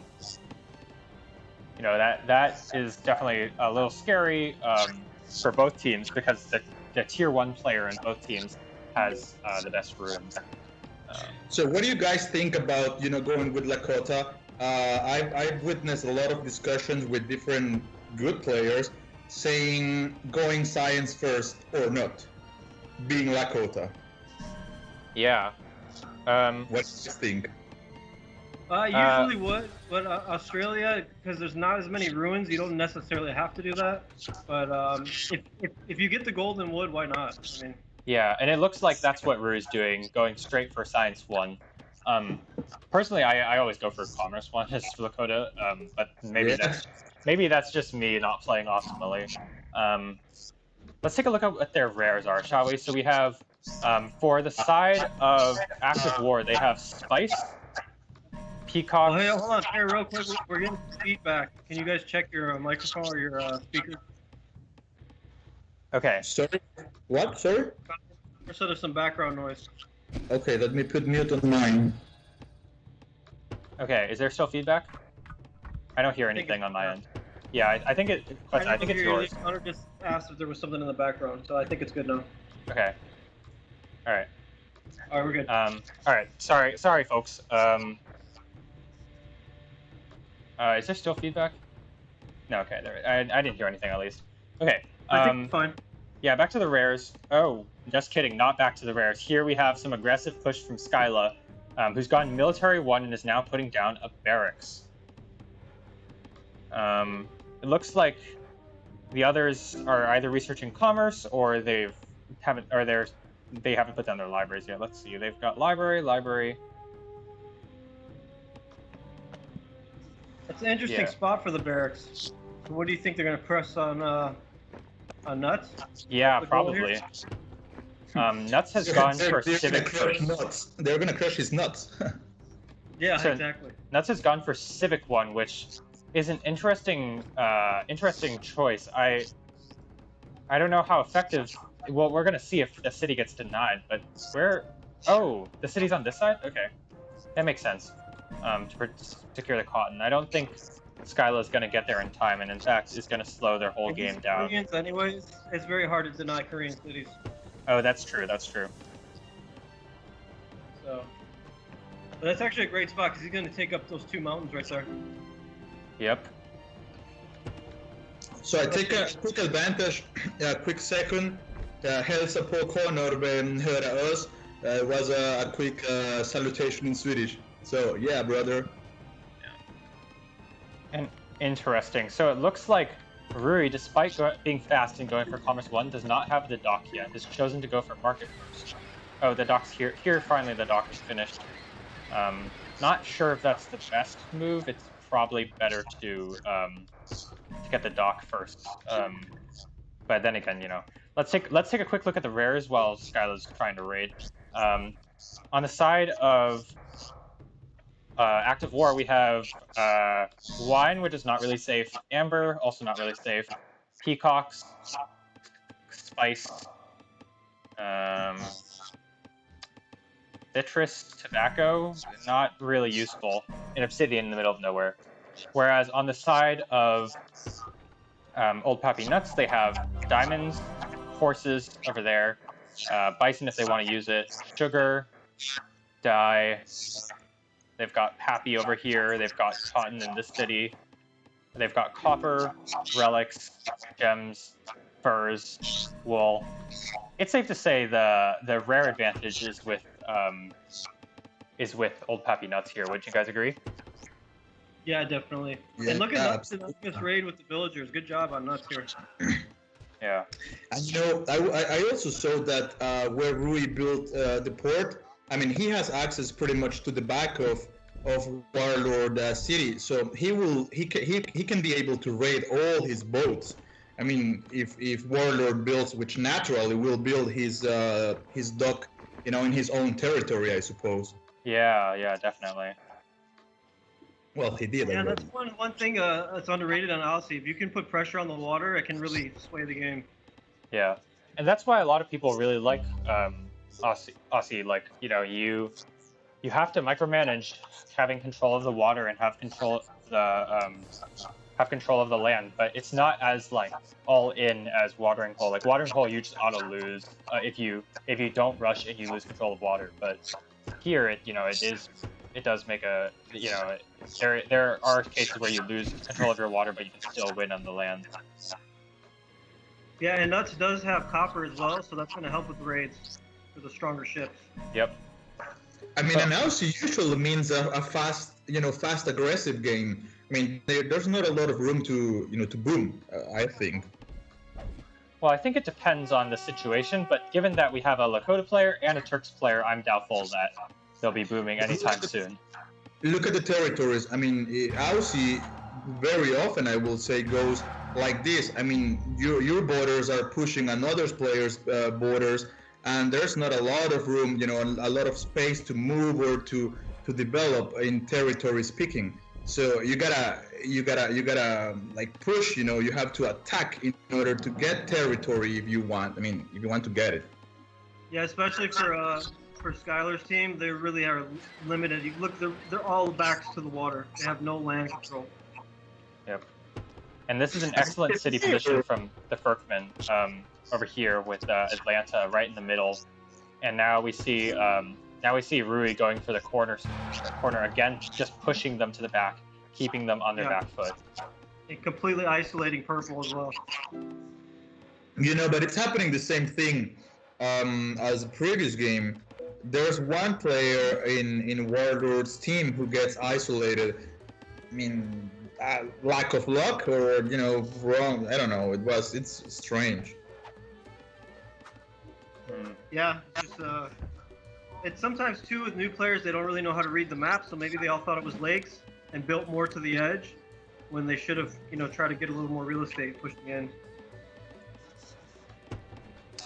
Yeah, but let's see. Despite of the territory, they can always get back and try to do some damage. I mean, let's see how they manage it. How they handle it. So I've seen reports of some lag in the chat, so we're gonna try and adjust the graphics slightly. I don't see why there would be, but at least compared with before, we'll see. Let's. Yeah, maybe it'll fix itself. Just let it play for a minute. Yeah, I'm gonna switch back to graphics because I've played Run so long with nice graphics that I can't really,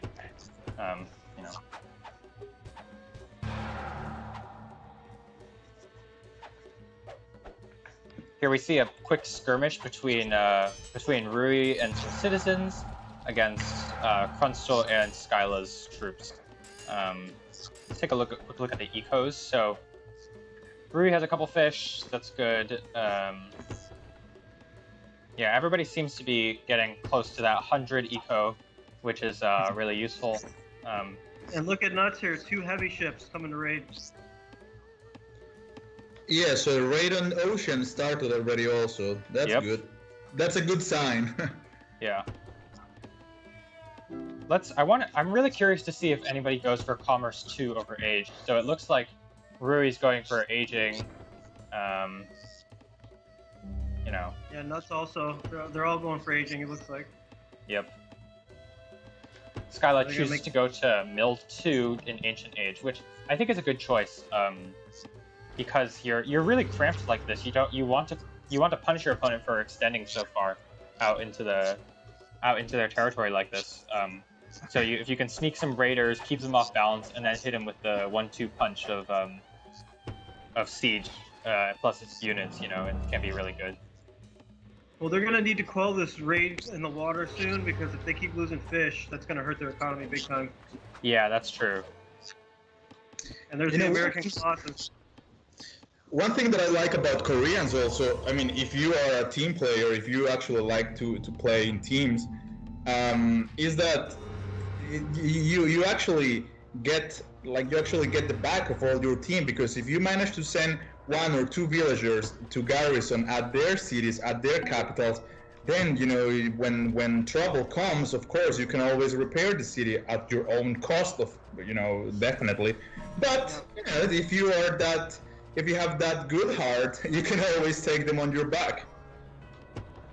Yeah, and they also get the free militia upgrade, which is nice. Oh yes. So that helps for defense. But some really good water raids down here by Nutz. He's got a light ship now and 2 heavy ship. Yep. And he's using copper as well, so that's awesome. Yeah, Oh, yes, we're gonna the see. importance of copper in water maps, definitely, and rubber. No, it's not rubber. It's Citrus. yes, citrus. Thank you. I don't know why I was thinking rubber. Is there citrus, by the way? I haven't seen it. Oh yeah, there is there is. citrus They in the haven't top found it. right over here. They haven't found it yet. Yeah. Nutz knows about it, but Skylar doesn't know about it, so not to play. Poor micro. Crunsel's gonna lose his trireme, and it goes down. We actually missed. Crunchel threw up hanging gardens after the Berkman threw up Colossus. So, you know, definitely an interesting. Epic. Yeah, definitely an interesting. And change of America's events. Colossus is very dangerous because you get that military or that economy bonus for your military, so you just can keep pumping troops out and keep your eco just booming. Yep. So, and the fisherman boats, of course, too. So. Yeah. All right, so we got a rush here from green and white are kind of doing something. Up to something. Oh, it They looks got a like lot of- Skyla's gone death spot. There's a lot of troops there. Let's see how much. Mostly archers, though. Yeah, So and it that's looks like. probably 2 light cavalry can wipe that out. Yeah. Also, archers are quite weak to militia, and you know the Koreans player has free militia research. Yeah, especially Age 1 archers. If he upgraded them, they might be a little bit stronger, but Yeah. they're not. Honestly, it feels like they didn't coordinate this too well. Why would you go for hanging gardens while your opponent death spots? Yeah, it was a little weird. Yeah, that was a risky one, but let's see if he managed to hold him back. Yeah, looks like they're going all in on Oglala. Of course. I mean, yeah, if he manages to resist an early attack, having hanging gardens on this map, I think he can actually survive and do a good job in the long run. Oh, you don't want to send your troops right into the tower and city fire. Ugh. Yeah, especially because you only have a handful of highs. It's mostly archers. Yeah. When you're rushing like this, the army composition is very different, right? Most players build a lot of archers for defense because they're really good on defense. But what you want to actually do is you want to have mostly heavy cavalry in your army composition because heavy cavalry slaughter their archers, and usually they don't have that many heavy infantry because you need the food for civics and stuff. I think they are relying in surprise, sort of a surprise, and in siege of Turks. Yeah. And it looks like Nutz's raid is going completely unopposed. Like this, these galleys are still wrecking the sea. Yeah. He's completely eliminating the water. Yeah, and it looks like Skyla's just didn't bring enough sieges. 2 sieges is not enough. 2 sieges? Yes, no. Look at Skylar's economy now. His economy is just putrid. Yeah. So, it was like the lighting attack, right? I mean, I think they were trying to go like as fast as possible and surprise and take the city before they can react. Let's see if they manage. And look what Nutz did. Nutz rotated down some militia to take out one of those sieges. That was a good move by Nutz and a couple of light cavalry. So great Oh team yeah, play there. I'm seeing that. Yeah, Great team play. nice work. Yeah. Yeah, but Quetzal's right. Why? I don't know why you only went in with 2 sieges. You needed at least 4 there. Yeah, especially considering the Turks are like, you know, that the whole point of their power is you can get a bunch of sieges, and now they take the city back, and Yeah. now they're way behind. He got those other 2 And sieges. if you look at Skylar's economy, is just really hit right.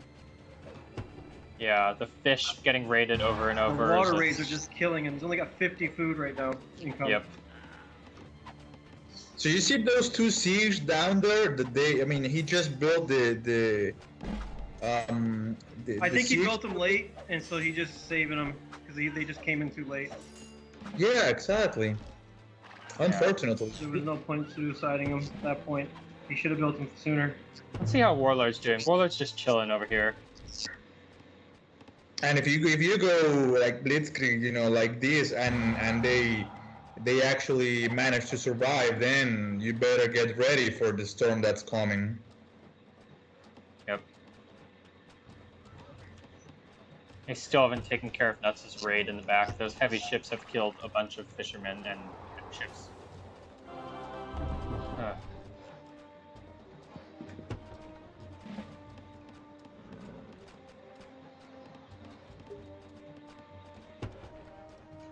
So how do you guys think after war comes back from this? They're way down in score. They're pushed to the corner. They're losing sea and they're losing land. Well, how it looks to me, man, it's that they're betting a lot with that fast attack. I mean, that was a big bet. Now that apparently, yeah, I mean, definitely it failed. So what's he gonna do? I mean, rebuild, try to, you know, make a new attack, or play defensively? So the thing is that he lost, of course, resources. They lost because it was a double attack. Resources, troops, and let's say surprise attack if so. So what now? Yeah, so I'm getting some complaints of lag in the chat. I am also seeing that if you look at my frames per second, usually it's like 60, but right now it's 40 something. I don't. Perhaps Jatton is right in that water maps might be more laggy. I'm not really sure. I apologize that it's going a little slow. Apologies.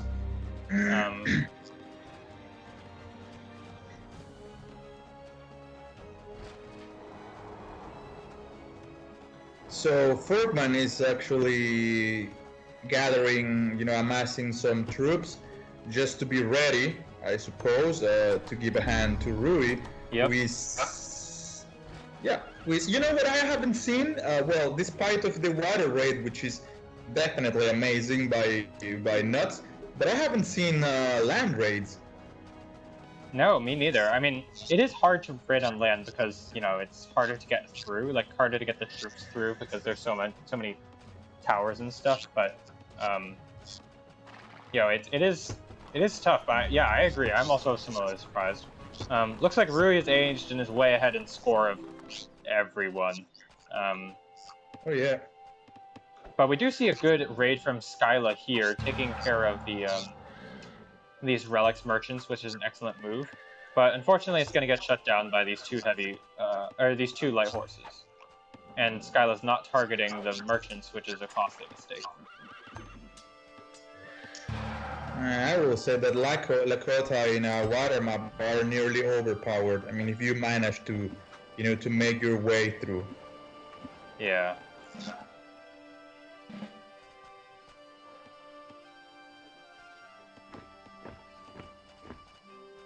And the Furkman is now aging. Looks like not that large an army yet, surprisingly, especially considering the Colossus. But maybe it looks like somebody's been working on the economy, and also the scholars, 13 scholars. Let's see, is anybody on this side close to aging? Sorry? I'm trying to see if anybody's close to on this side is close to aging. Crenstal's kind of close, and Warlord, who has been just chilling, is also kind of close. But Skyla, unfortunately, has been suffering from that. Oh, wait. I thought somebody despotted for some reason. I thought Skyla despotted. Maybe it canceled? Yeah, it looks like it. Okay.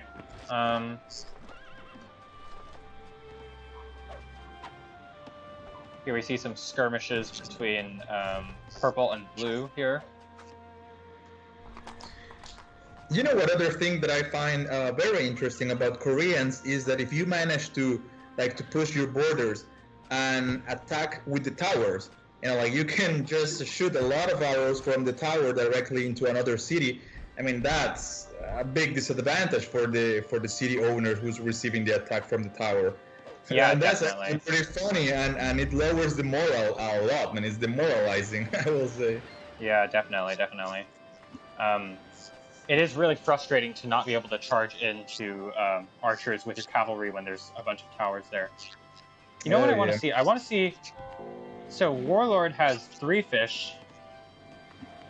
Skyla has 3 fish, and... Let's see. Crunstall also has 3 fish. But those fish are just being recently replaced, and it looks like Nutz is continuing the raids. Fire ships, galleys, light ships. It's definitely hurting the active war team a lot. And now it looks like the Americans player is beginning to tech up. Yeah, but look at Skylar's score. I mean, he's out of the game right now at this point. Yeah. Yeah, I mean, because of the early attack, I think, I mean, that consumed so many resources. I mean, but it didn't make effect, so it was actually counterproducent. Yep. And plus, just this heavy water raid from Nutz is just brutal. Yeah. Oh man, and those raids from Nutz in the water are just also like such a pain in the butt. I mean. It's not so much for the Kronstow because he's Romans, he can bounce back because of the gold, but for Skylar especially, he needs that food and gold desperately right now. Yep.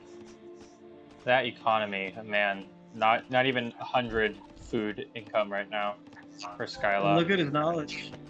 What's his knowledge? Plus Skylar's 25. knowledge. Yeah, just brutal. Yeah. Wait, but are these guys GameSpy players, or are they from Steam? Berkman's a GameSpy player. Rui used to play as Papillon. So you probably Yes. No, I mean from the other team, like Warlord, Kronstow, and Skyla. I don't think so. I mean, it's possible. I don't remember them from the PS days, unless they had different names. Which is very probable as well. It's hard to say.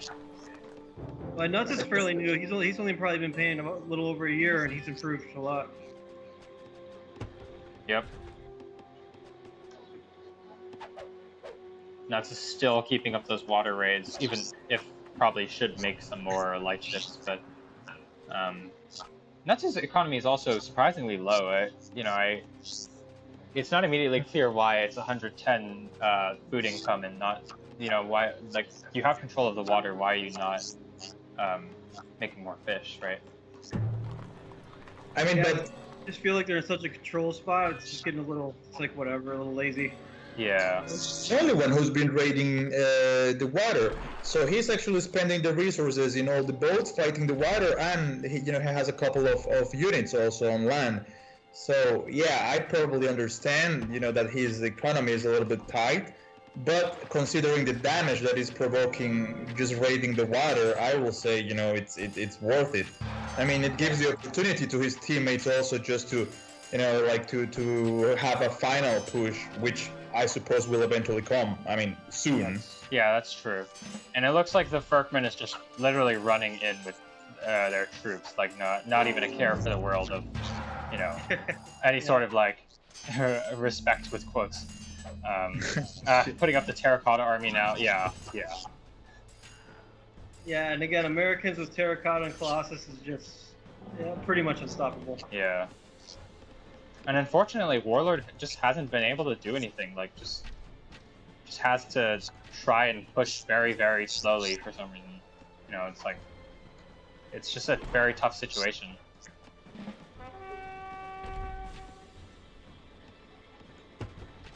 And now Skyla is about to die because there's a medieval age army, and they're not even close to aging. And the fish is still getting raided.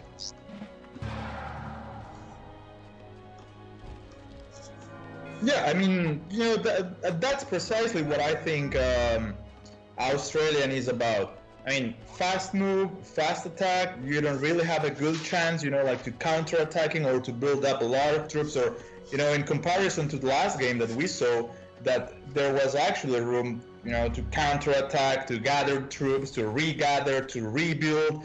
I mean, here it goes way faster, right? I guess. Yeah, definitely.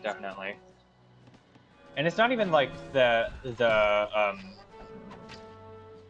it's not even like the team of Old Papi Nutz had to really sacrifice their economic growth to make this attack work. It's just they repelled the initial attack that slowed their opponents down, and then they boomed, and then they came out on top.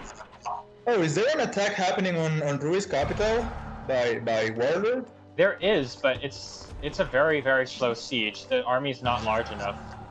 Okay. In fact, these poor knights are gonna get gunned down by, or not gunned down by, get destroyed by pikemen. And Rui has a fort, and it's even though it looks like it's Skyla and Rui, Skyla just has catapults here, which really aren't the most effective. And look at Skyla's economy, like. Yeah. Oh, poor Skyla is the first one. Seems to be the first one to go again. Yep.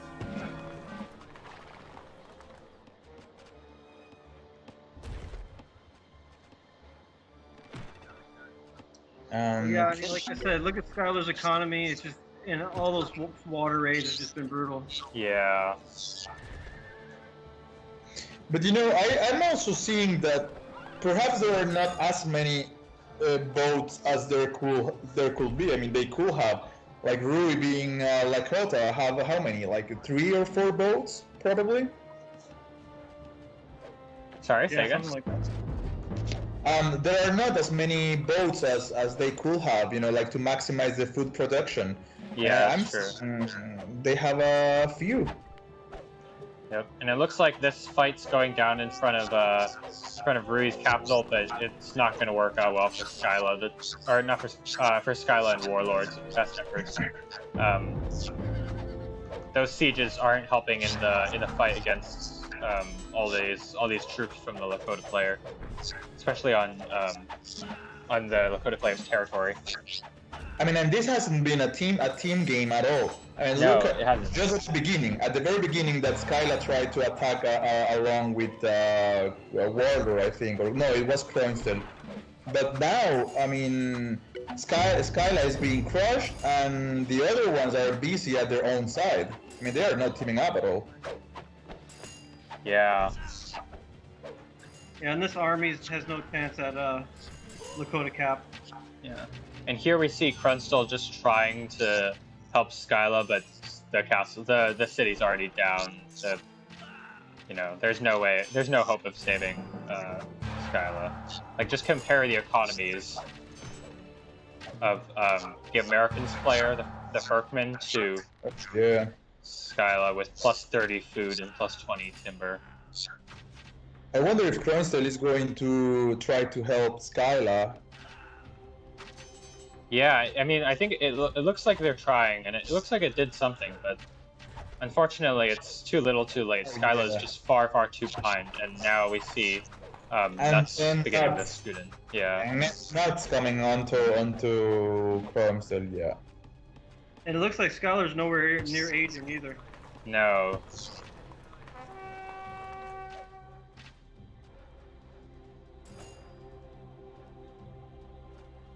Unfortunately, they're just way, way too far behind. And Nutz, again, with another raid. On this map, you really need a mix of your sea, usually, because you want the light ships to deal with the fish quickly. You want the heavy ships to deal with, you know, their heavy ships, as well as And then you want the heavy fire rafts to kill their heavy ships. Looks like Crunstall's doing something though. He's really trying to put the best effort into holding off Nutz as well as saving Skyla from the Furkman. It's true. It's true. He's moving good right now. You know, up and down. Yeah, exactly. But it's still not going to be enough because Skyla's just too far behind, and eventually 2 armies will lose against 3 armies. Oh, and also look at the amount of rares he got. I mean, Nutz, I think, has 3, 6, 7 rares. Yeah, well, if you look at Rui has 9 rares, so that's quite a lot of rares. It's pretty much sealed. Yeah.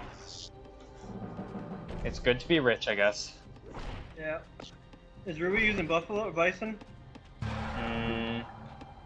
Yes. Yeah. There you go, man. Yeah.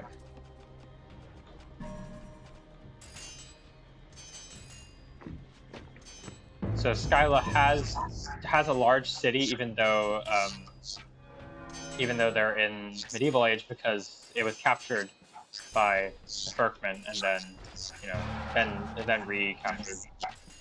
You know what could have helped, probably a little bit more to Skyla, is that just as he got some siege to Warlord's territory, then Warlord being Korean could have sent also a couple of villagers to Skylar cities to keep repairing from the attack. I mean, yeah, Skylar was helping with the attack at Warlord's territory, but Warlord wasn't helping with the defense at Skylar's territory. Yeah, I would agree. I think a little bit more teamwork would have really helped them hold it together at least. Also, like the raids, like, come on, like it really hurt them over the long term. Like, that's just continuously raiding over and over and over and over and over again. Their water, and there's just no way to recover now. It's just a matter of time, brother. Yep. Yeah, but there weren't as many towers as I expected at the very beginning. You know, I mean, having Romans and Koreans together, I actually expected much more towers. But well, yeah. And that's keeping pressure on the water. Whole game from the beginning, constant pressure on the water. Yep, and that's Rui and the Furkman both aging now. And I expect to see some GGs called out somewhat soon.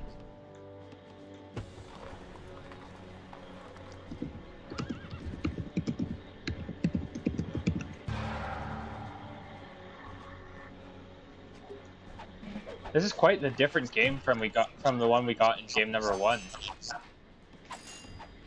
Game number 1 felt like a very, very close endeavor, a bunch of back and forth, and this game feels like a slaughter. Yeah, it's true. Well, I mean, but I guess that this meant quite a bit of experience for them. Yeah, I mean, having water changes everything. That's true. That's true. Look at this army from the Furkman. Wow. And also, as Americans, you get free Monarch. Although, not sure. Oh, yes, it's true. Maybe they forgot to click on the button, but this is going to be quite the formidable army, and Rui over here is also similarly thrashing.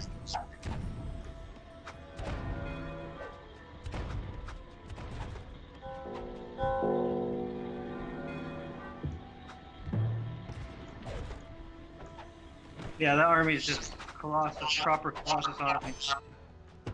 Yep. This is American imperialism at its finest.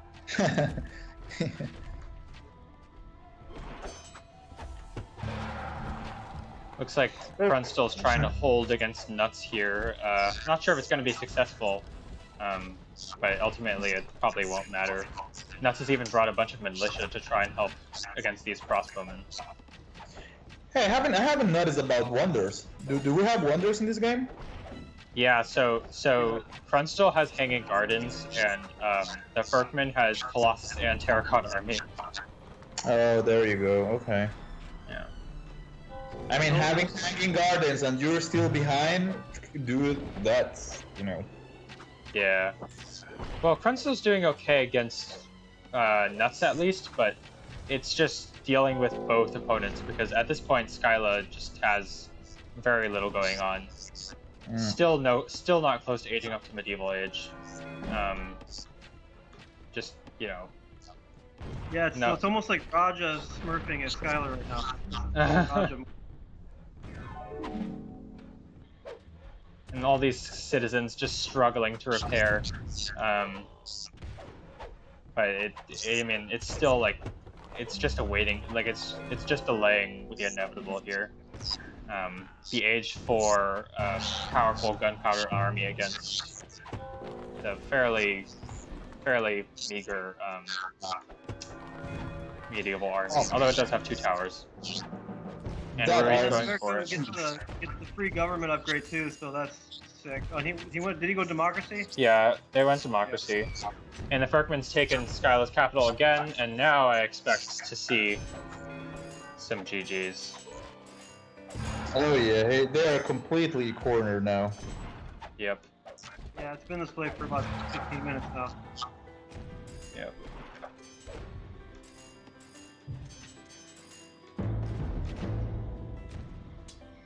And Ruri takes the city. And there are those towers that I was actually wondering about. Yep. Last one came They're up. putting in good work, you know, but they're still not the best against pikemen, unfortunately.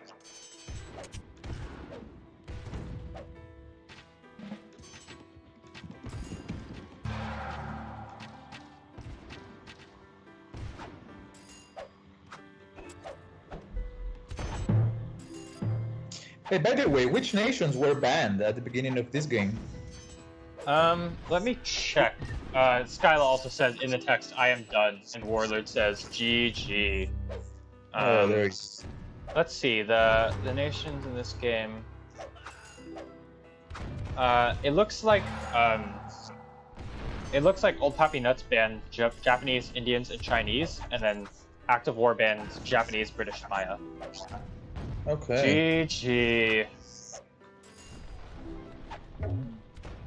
And Rui, being kind, says, "Good luck for the rest of the games," which I also wish these players good luck for the rest of the games. No, that was an exciting series, definitely.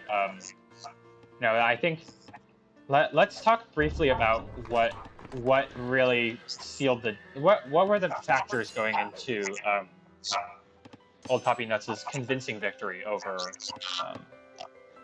Active War.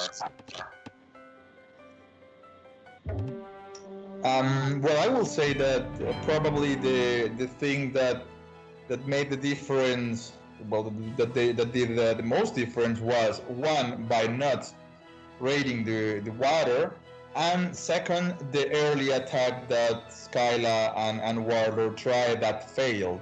Yeah, so definitely. That put him, you know, in the worst position for the rest of the game. Yeah. Also, to me, I think a major factor is just having control of most of the map and therefore most of the rares. Like, oh yeah, the way you counter that sort of like aggressive border pushing is you need to, one, be aggressive, and two, raid them a lot to keep them all over the map. Like, they can't, like, imagine if Active War had gotten a couple heavy cavalry to the capital of the Furkmen before Colossus had finished, you know, or something like that, or before before Medieval Age had been researched. Like, that would have done a lot of economic damage, and all those troops would have had to go all the way back. But that never happened, and so, you know, the game went as it did. Well, that can be left for the experience. At least you didn't win the game, but try to win some experience for the coming games, for the upcoming games, actually. Yep. All right. Let's take a look at military now. The person with the best KDA is Rui on the team of on the team of old Papi Nutz. Both so good combat work. and research. It's good. Yeah. Look And at the format. not surprisingly, Rui ended up with the most rune bonuses. Everybody else actually ended up with pretty low overall. Well, that was good expected, you know, from Lakota. I mean, you're expected to have the most ruins bonus, and that was well done by Rui. Yep. And I want to point out one final thing. Let's look at the player speed thing. This is a big difference between Rise of Nations and some other real-time strategy games. If you look at the player speed, this number is actions per minute, player speed. And look, Skyla has the highest actions per minute, but that ultimately didn't make much of a difference. In fact, it was Rui and the Firkman who were probably the most impactful in the game with their relatively low player speeds. You know, player speed is not everything. It's use your brain, not your speed. But obviously, if you're fast, you should take advantage of that too. Anyways, thank you all for a great stream. I'm sorry it lagged near the end. We'll work on the settings. We'll try to find some sort of opportunities that will fix that. And also apologies for the earlier mess up with the stream as well. So that's 2-0 to old Papi Nutz against Active War. Yeah, okay. Yeah, again, thank you all for watching, and thank you guys for the invitation also for letting me share with you the microphone. Yeah, and, of course. So again, this is me, AS Ether Pair, signing off, and that was Lat Quetzalcoatl, and then old Dirty H, who might be here and might not. I think he went to the bathroom, probably. Okay. I'm here. I'm still here. Oh, okay. I was just reading in the chat. Sorry. Okay. Yeah. But yeah, great job, guys. Quetzal, thanks for coming, man. You're a great addition to the team. We'll have plenty more games to cast as they come in. So, Quetzal, are you playing in the tournament? Yes, I'm actually team with also Cody, Lat. Unfortunately, I wasn't able to play the first match, so they played alone, a 2 versus 2, and we lost. Oh. Well, don't spoil it too much. Yeah. Right. Okay. Anyways, nothing happened. All right, GG. Anyways, I'm seeing you guys around, and I hope to play the next match. So yeah, get ready to get your ass kicked, whoever we're playing against. I hope. All right. Hope you guys enjoyed the stream today. Again, signing off. Thank you. Please, you know, we'll try our best to work on the tech issues. I'm sorry that they were so upfront and everything. All right. All the best.